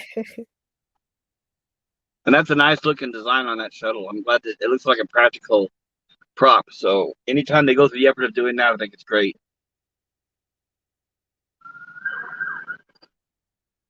I don't know what design it is or what company. I'm going to look into the company that does the special effects. Yeah, that's a good idea to look into that. Well, that didn't help anything, but I tried. They know that the Krill culture is strongly tied to its faith. And what they know, their faith tells them that the Krill think they're superior to all other life forms, which gives them the right to all the resources in the galaxy over everyone else. When they attack others, it's because they feel they have the divine right over everything. And I wanted to cut a clip of this where Kelly quotes the parallels that humans have said. God creates plants and animals solely for the use of man. So that was kind of a interesting parallel there. Yes, you're right. It sounds like something a vegetarian might say. Going to the war with the Krill is not such a great idea because they'll see it as a holy war, so it could last, decades.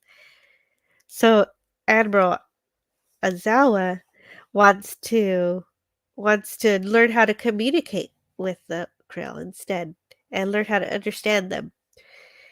And so Ed and Malloy are sent on a secret mission, a spy mission to go undercover and get a copy of the Krill Bible called the Ankana.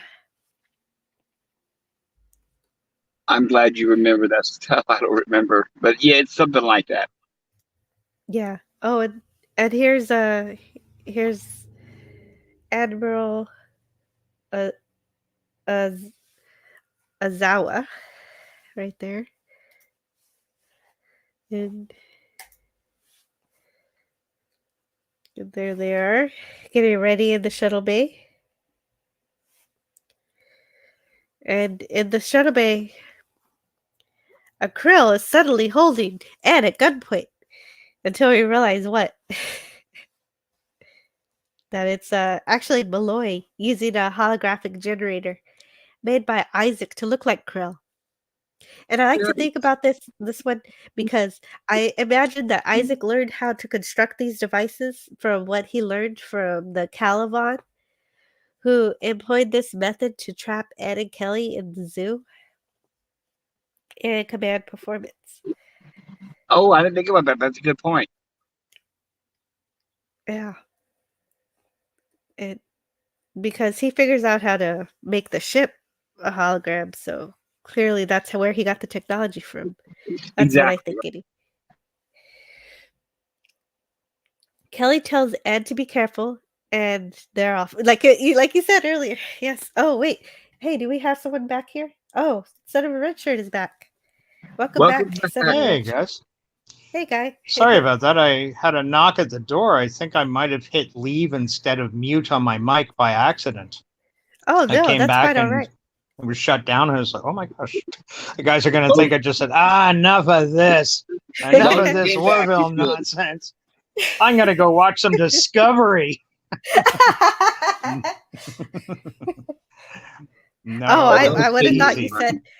Well, I was just describing the krill and how they they think they're superior to all other life forms. So I thought that you went off to go watch Picard so that you could see the human supremacists who think that they're above all other life forms also. Yeah, and somebody with real leadership skills. Sweetie, if I wanted to do that, I'd just go and take a good long look in the mirror if I wanted to see a superior life form. No, that's an actual plot line in Picard this season. They I'm go to a teasing you. dystopian world, of course. Yeah. I can't wait for your Picard review to come out. I'll be front and center for that. Yeah, I had to put other things in priority, but I did make it when the episode came out. But I just haven't had the show yet. So fair enough. So what I missed so far, I can see that the Krill is this the holographic Krill, or the not holographic?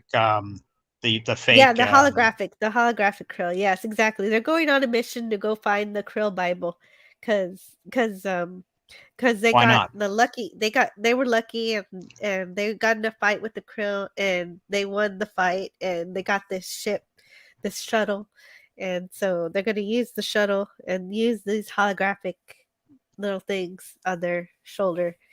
And oh wait, no, they just hold the device. It's not on their shoulder. I'm thinking of Star Trek.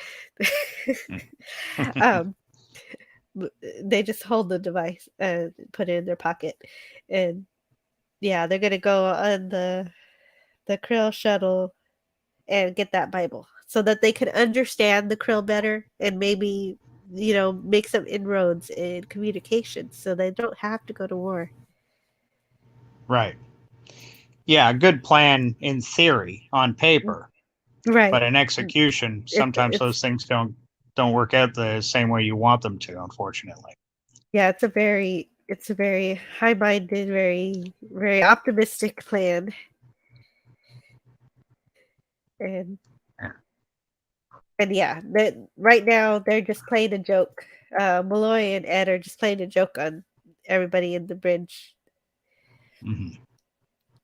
That they're, of course, they're just like, yeah, right. Yeah, I'm not really a Krill. They wouldn't be laughing so hard if, like, Bortus or something just happened to be off camera, saw him walk in, pull out his phaser, and kill the Krill instantly. Yes. Oh my God! What have you done? You just killed Krill. That would be a very different episode, but that's a very good point. They shouldn't have done this joke. No. I guess it actually changes their physical appearance, not just a hologram, because, well, I don't want to give it away, but you can physically touch them and they taste like the alien, or they touch and feel like the alien. So, sorry. They taste like them too.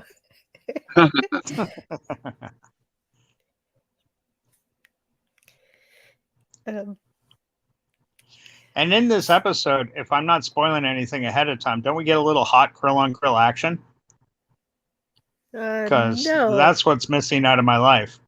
Really? I thought Mercer fell in love with like a girl Krill while he was dressed up as a Krill. Well, I say fell in love. The same way Captain Kirk falls in love every other week. No, he just be friends. No, they're just friends. Sister. Yeah, she's a sister of a Krill that died on that ship that exploded. No, they're so uncomfortable on the ship. They're so awkward. There's so much awkwardness with Ed and Malloy, and so they don't have time for romance because they're so stressed out about their mission. So that doesn't happen. Yeah, they know that they only have 60 minutes to resolve it. Mm-hmm. Well, less with commercials. Right. So they're in the ship and they realize that they haven't come up with any names yet, but they don't have time to figure that out. Because another destroyer called Yakar interrupts their brainstorming. and Gordon and Ed identify themselves as being from the Kakov ship that was destroyed. Kakov? Kakov. Kakov. Something like that. Once on the Yakov, Gordon and Ed are taken to Captain Harrow's and High Priest Saziron. So Sazaron is played by James Horan, who has played a few guest starring roles on Star Trek, The Next Generation, Voyager, and Enterprise. So, and if I'm not mistaken, and sorry for just interrupting here, this episode had Kelly Hu in as the Admiral. Is that correct? Kelly Hu, who was like a model or bikini model, but she's probably most famous for being in X-Men 3, The Last Stand. Yes, you're absolutely right. Oh, sorry, X-Men 2, I think it was. Thank you so much for interrupting with that, because I neglected to add her information here. Oh, okie dokie. So yeah, I interrupt anytime you like. Don't feel sorry about it. Ed names himself Chris and names Gordon Devon. So Chris and Devon are his ideas for Krill names.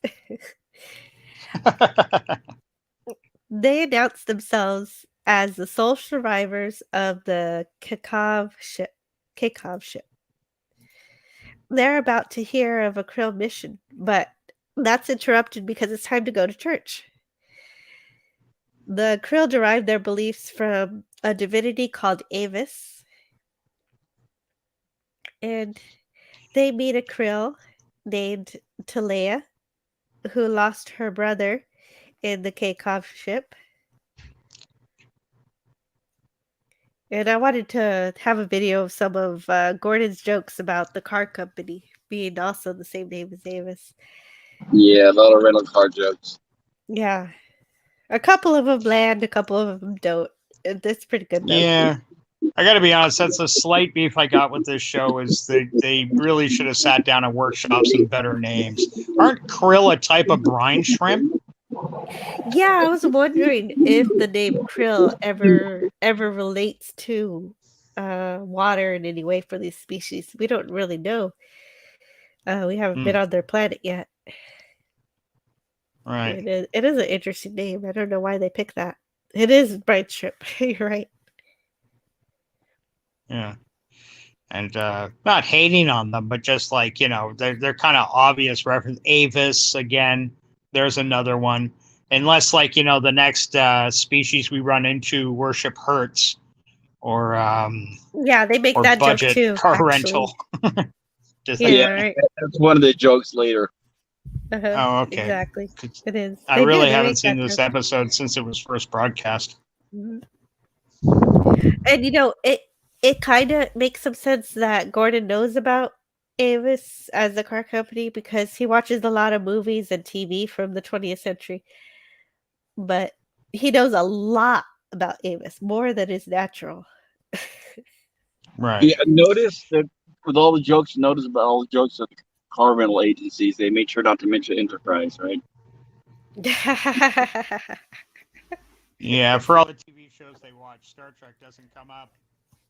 Yeah, they avoid directly referencing Star Trek. I'll be right back. Okay, see you soon. So Sazaron then pulls a human head out of the box. There's the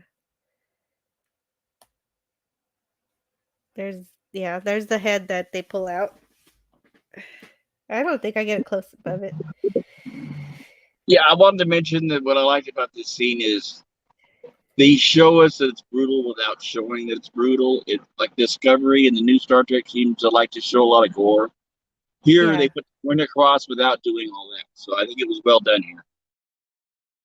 Right. Yeah. The Krill say that the human and his people believe that they had claim to the planet, but since they're not Krill, they couldn't be so. That couldn't be so, according to Avis. So then he proceeds to stab this head repeatedly, and they chant, "Tamid Ebadine. I don't know what that ends up meaning, though. I hadn't heard of it either. I guess we find out that Gordon also reads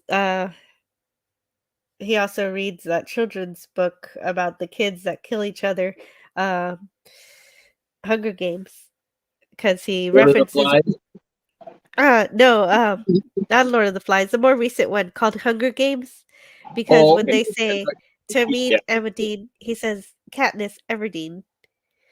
So Okay, gotcha. yeah, so that's a reference to um to Hunger Games, which is offshoot of the Japanese version of that very same Battle thing. Royale, Battle Royale. Yes, thank you. which I recommend if anybody hasn't seen it, get it. Battle Royale. Oh yeah, you want yeah, that one is tons of gore in that. They begin scanning the book, but they're almost immediately caught by Caesar, and they make an excuse to leave.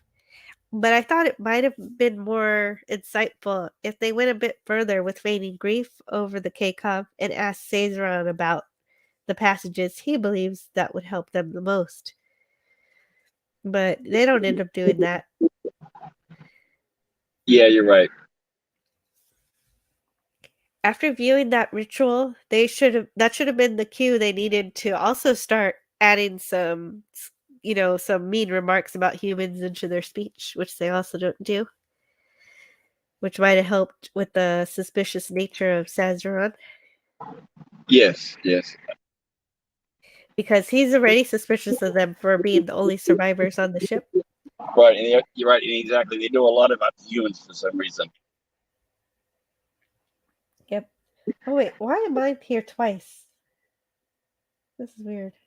I'm gonna. Oh, my screen audio. Strange. I'm gonna mute that because I don't need it. You can still hear me, right? I still hear you. I have to mute when you're talking because it's on my phone. Go ahead. Okay. Okay, I think that'll be better now.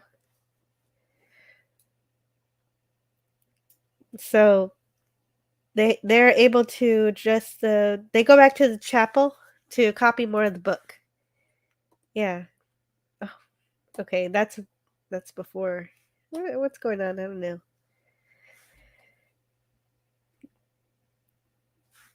So there they are looking at the ship. Yeah, that's where they go back. They go back to the chapel to copy more of the book because that's their mission. They're there to do that. Right. They They're don't have the technology to do it fast. So they have to take a picture of each page. yeah, and they only get through half of the book, and they find this picture of Avis here, and that happening,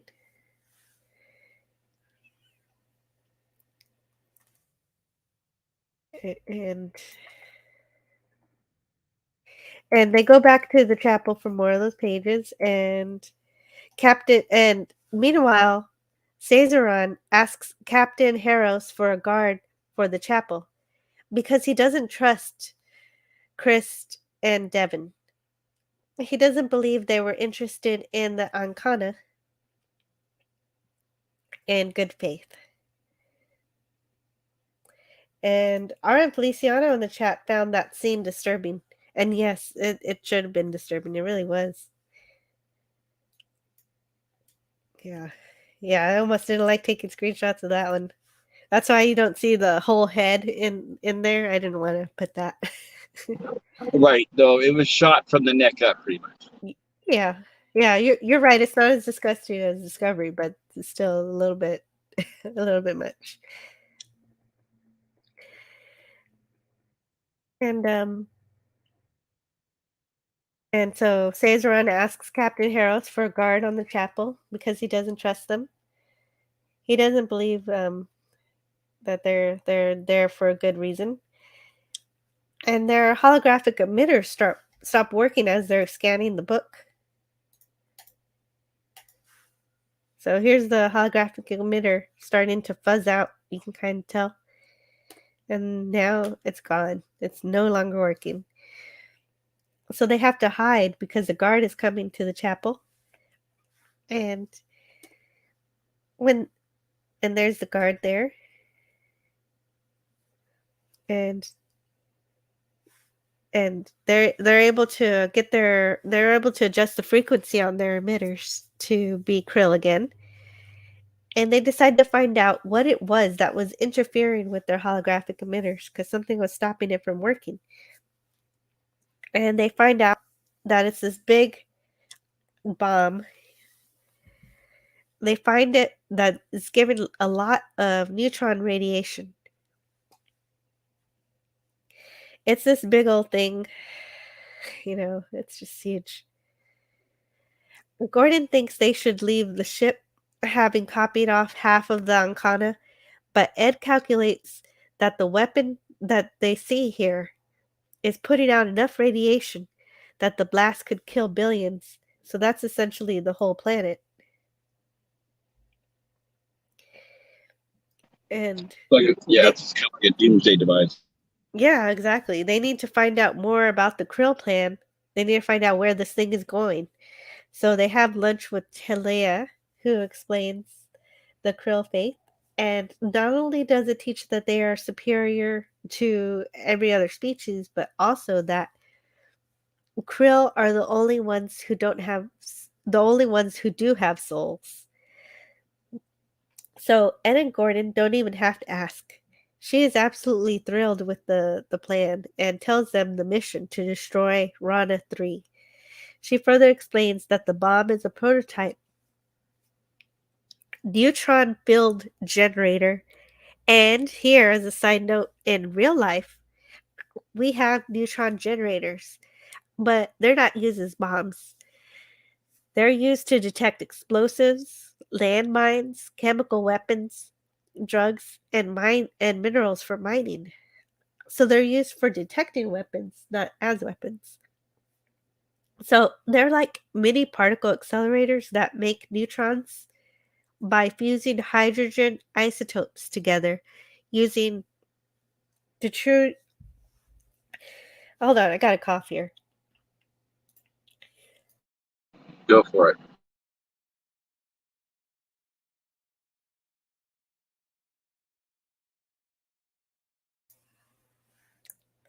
They use deuterium or tritium.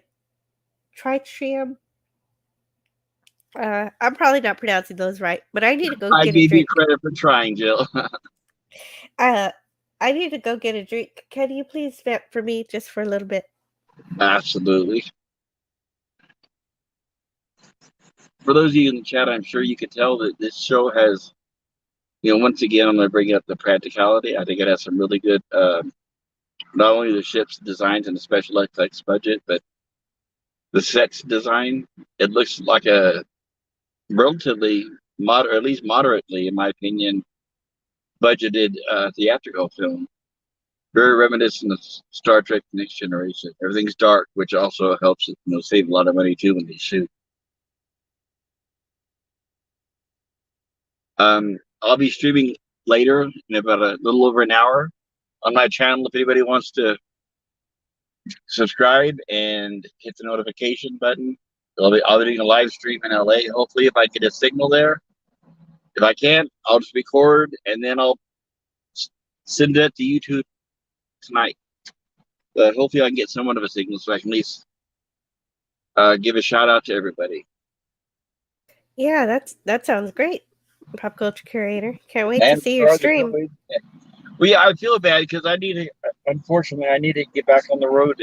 Soon. I'm sorry. Oh, okay. Let's see if I can get through this then. I'll be here.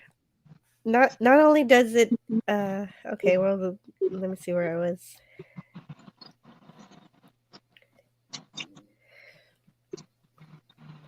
Yeah, I was just mentioning to the chat that I really like the set design. Yeah, it really is great. And this episode's dark because the Krill are dark, so it makes sense. And after that, the science for the real neutron generators gets deep into chemistry. It's very neat, and I might look into it more later because it turns out it does produce fusion reactions, but right now it's not a net gain. But by the time the Krill is using it, maybe it is, and then some, apparently. Whatever this neutron generator does in this fictional world, it can kill all of life on the planet in minutes. And Gordon points out that Rana 3 has no defenses, which makes Talea, the Krill, say that makes it a perfect use for the weapon, a perfect opportunity.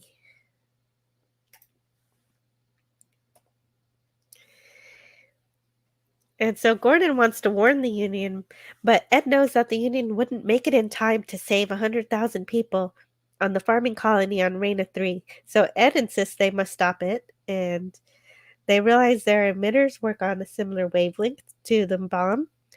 So maybe they can use it to set it off from the safety of the shuttle. That could work, but Gordon is pretty depressed about this because they were sent on this mission like a mission. It was supposed to be a mission of peace. But it turns to out, come to study their Bible. Yes. yeah, it was supposed to be peace, but now they gotta fight for the survival of this planet. Peace is the ultimate goal, but 100,000 lives are in danger. So there's nothing much they can do. The episode shifts dramatically at this point, even in the music. It gets a lot more serious.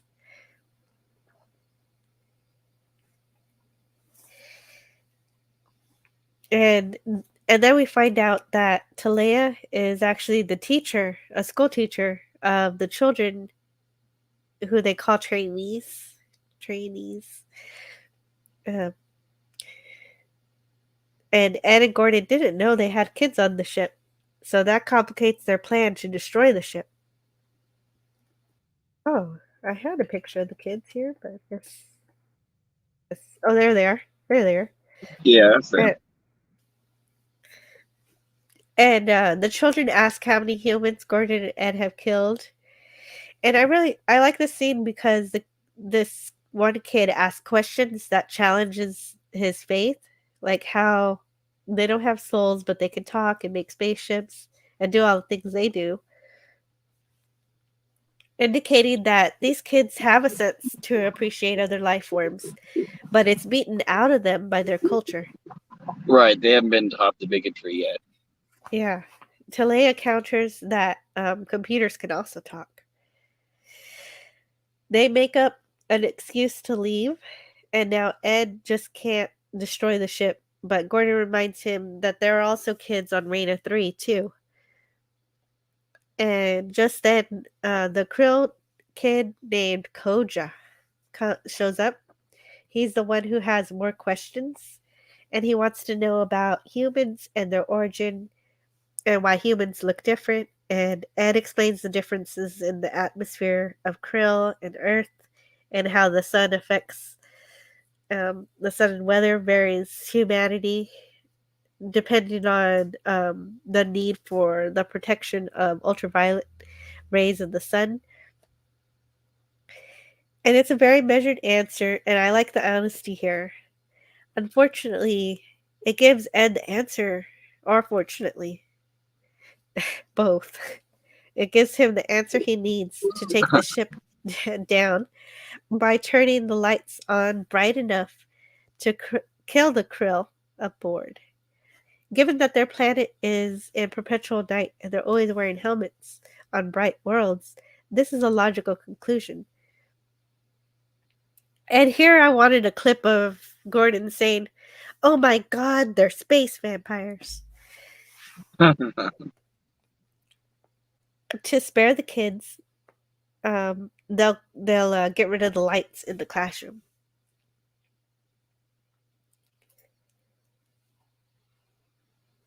And Ed knocks out a Krill to take his disruptor in one of these scenes here.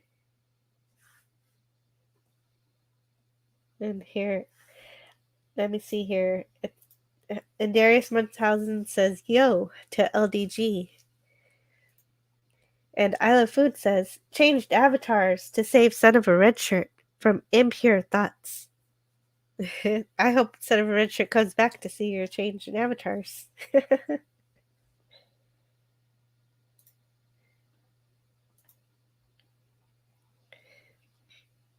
So there's a lot of action at the end of this episode. So my dialogue for this is a little lacking. It's just they're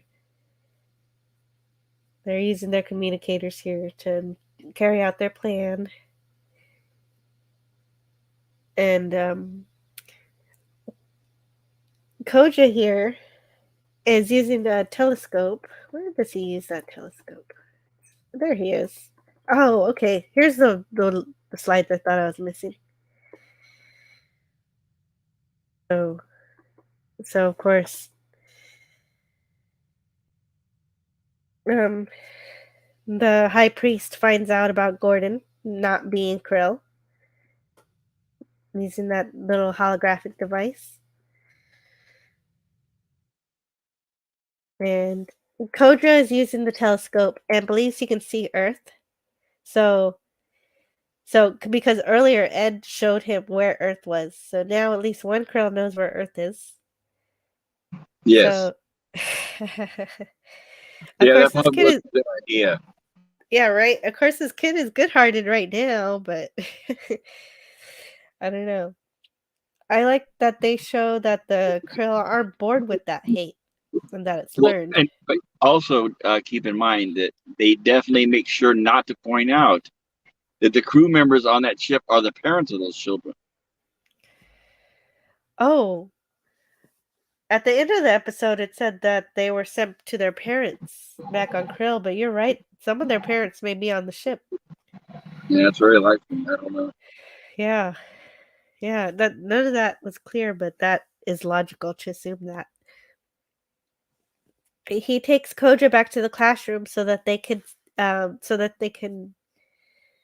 turn on the lights. And meanwhile, the Krill are sending the weapons to the planet.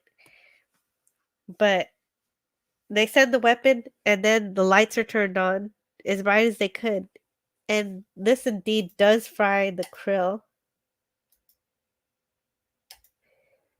And that's the weapon getting sent off to the planet. And there's the timer. Yeah, it sounded like a Death Star. Yeah, and the lights are bright now. That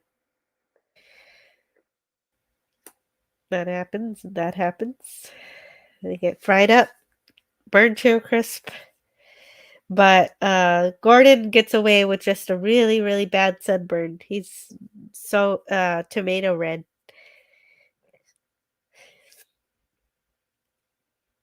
And then Gordon destroys the weapon before it makes it to the planet.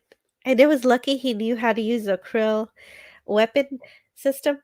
I don't know where. I guess he learned that before he headed off. And now they have a whole Krill destroyer.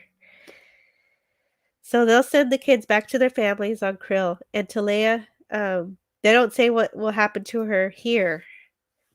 But later we learned she was imprisoned. Yeah, I don't think they did.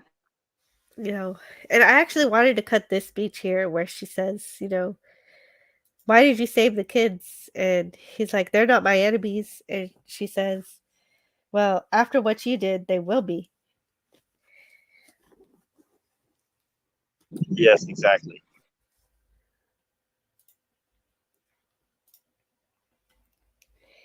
And so what did you think of this episode, Pop Culture Curator? What were some of your favorite parts? I definitely enjoyed this episode. I think it moved along at a really good pace. The last episode was a little slow in parts, but I think this one kept along with a really good pace. And the moral dilemma, what to do with the children, I think they handled that well. They couldn't answer all the questions, like if they had parents on the ship or whatever. Maybe they were just transporting the children from one place to another, possibly. But yeah, I think it's a pretty solid episode, in my opinion. Yeah, me too. Yeah, that is a question they kind of leave up in the air. Yeah, we haven't seen a bad episode yet. Mm-hmm. Yeah, so far so good. I'm enjoying it. And so now I'm just putting some links in the chat for all of our guests here, who I know have channels like Darius Thank you. Munchausen Yeah, cool. Thank you. and Darius, I hope you got your computer figured out. oh yeah, I really am missing your show, Darius. I love hanging out with you and all your other guests are really cool and really smart. And here is LDG's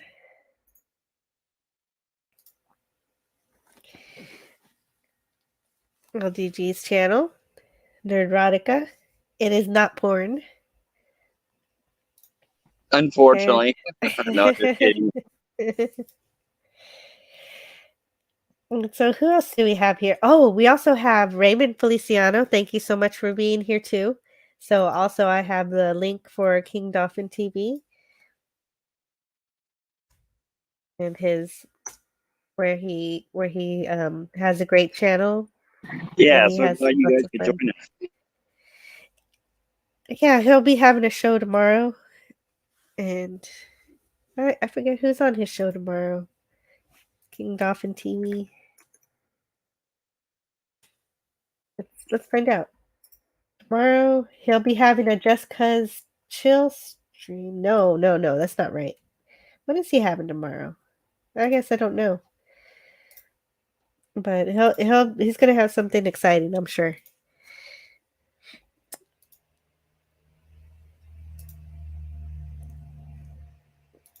And who else do we have here? We had Mr. Angel. And Bird of Prey, I Love Food. And Son of a Red Shirt said, sorry kids, OTP with the doctor. OTP. OTP. On the phone. On the phone. On the phone. All right. And Bird of Prey 5 says, Kapla. Yes, Bird of Prey 5 also has a So, Paula channel. Bird, I hope you can make my stream later. I love Bird of Prey Keep on 5's it, yeah. channel. Because Oh, he'll yeah, watch. everybody. Yeah. Sub to Bird of Prey 5's channel. Absolutely. Yes, OTP means on the phone. Thank you, Darius. It's just one of those abbreviations I never use. I didn't catch it right away. And Bird of Prey 5, here's his channel. And I really love his channel because he watches Discovery, so I don't have to. And I also like his bed lives. Lots of fun stuff there. And he's funny too. I wish I were funny. And also, yeah, thank you for joining us, Son of a Red Shirt, as much as you could. I appreciated the company. You're really great, and you know a whole lot about actors and stuff that I don't know as much about. Yeah, very cool. Yeah, and thank you for being here. I love food, and of course Darius. And thank you for joining us, the Comic Relief Crusader. And I believe the Comic Relief Crusader has a channel too, but let's see Yeah, if I hey, even have it. I don't have it, so I'm gonna have to find it.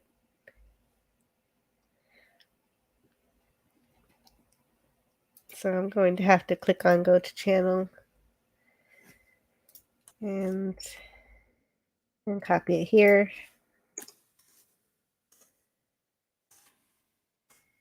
And type it in. There it is. cool. Thank you, Bird of Prey 5. I didn't think I was, but I guess. I agree. I agree. You are funny. And you're a great host. So, yeah, thank you. Thanks. And there's a link for Comic Relief Crusader. And I Love Food is throwing the peace sign. And Raymond Feliciano says thank you. And today we also had Jack's Law, which I know he also has the channel. I might have the link here. No, I'm gonna have to get that one too.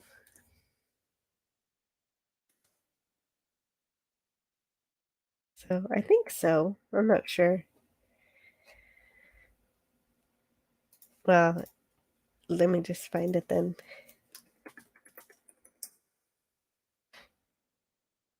Oh, nope, I can't find it.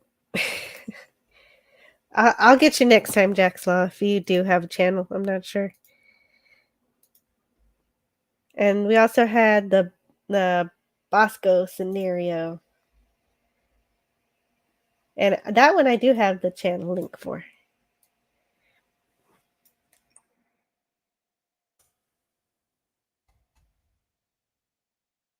Oh, and Raymond Feliciano was telling us what we're going to see tomorrow on King Dolphin TV. It will be a book interview. Oh, It'll very be cool. Yeah, he has all sorts of different artists, authors, musicians, anybody who has anything they want to share with the world, he puts on his channel. So he's going to have Grace Saley's K book interview. And he also sometimes has rescue groups for animals like rabbits and dogs and stuff. Nice. Oh, and thank you, Darius, for the link to Jack's Law. Because I want to thank everyone who's been here, and if they have a channel, to thank them with their links too. And also thank you for being here too, Christian Fandom Geek, who I also know you have a channel too. But this one I can find because I can just click here and go to Yes, Halo Christian Fandom Geek. Good to see you. yeah, he's got a channel too.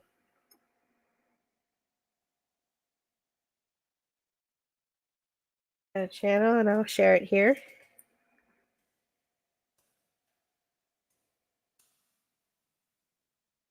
There's Christian Fandom Geek's channel.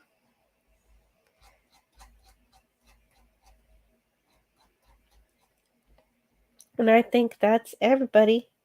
And thank you for being here, Mr. Angel.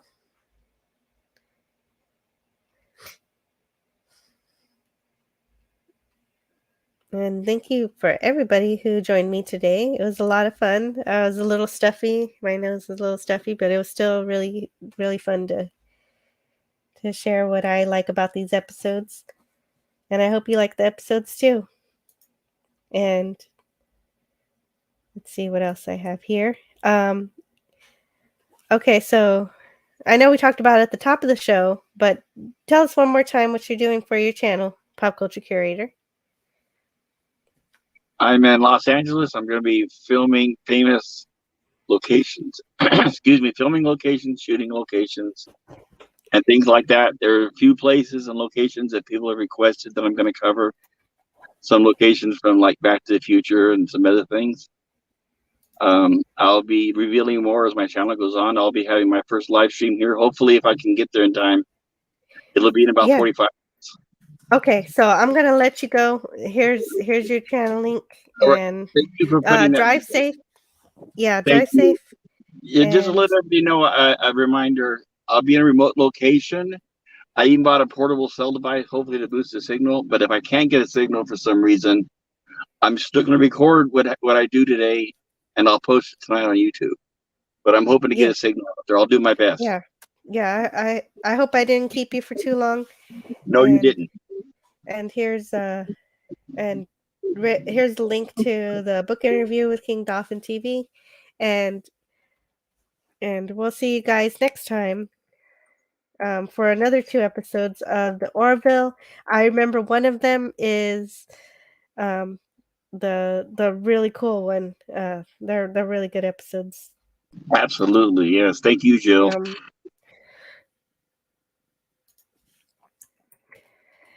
You're welcome. I'll see you next week, Jill, unless I talk to you sooner. And thank you to everyone in the chat. I hope to see you very soon. Oh, Majority Rule is one of the 2. Yes. Oh, good. Yes. Thank you. I love that one. That's one of my favorites. Anyway, okay. I'll see you guys next time, and we'll have 2 more episodes for you. Talk to you later. Take care, everyone. Peace. Bye.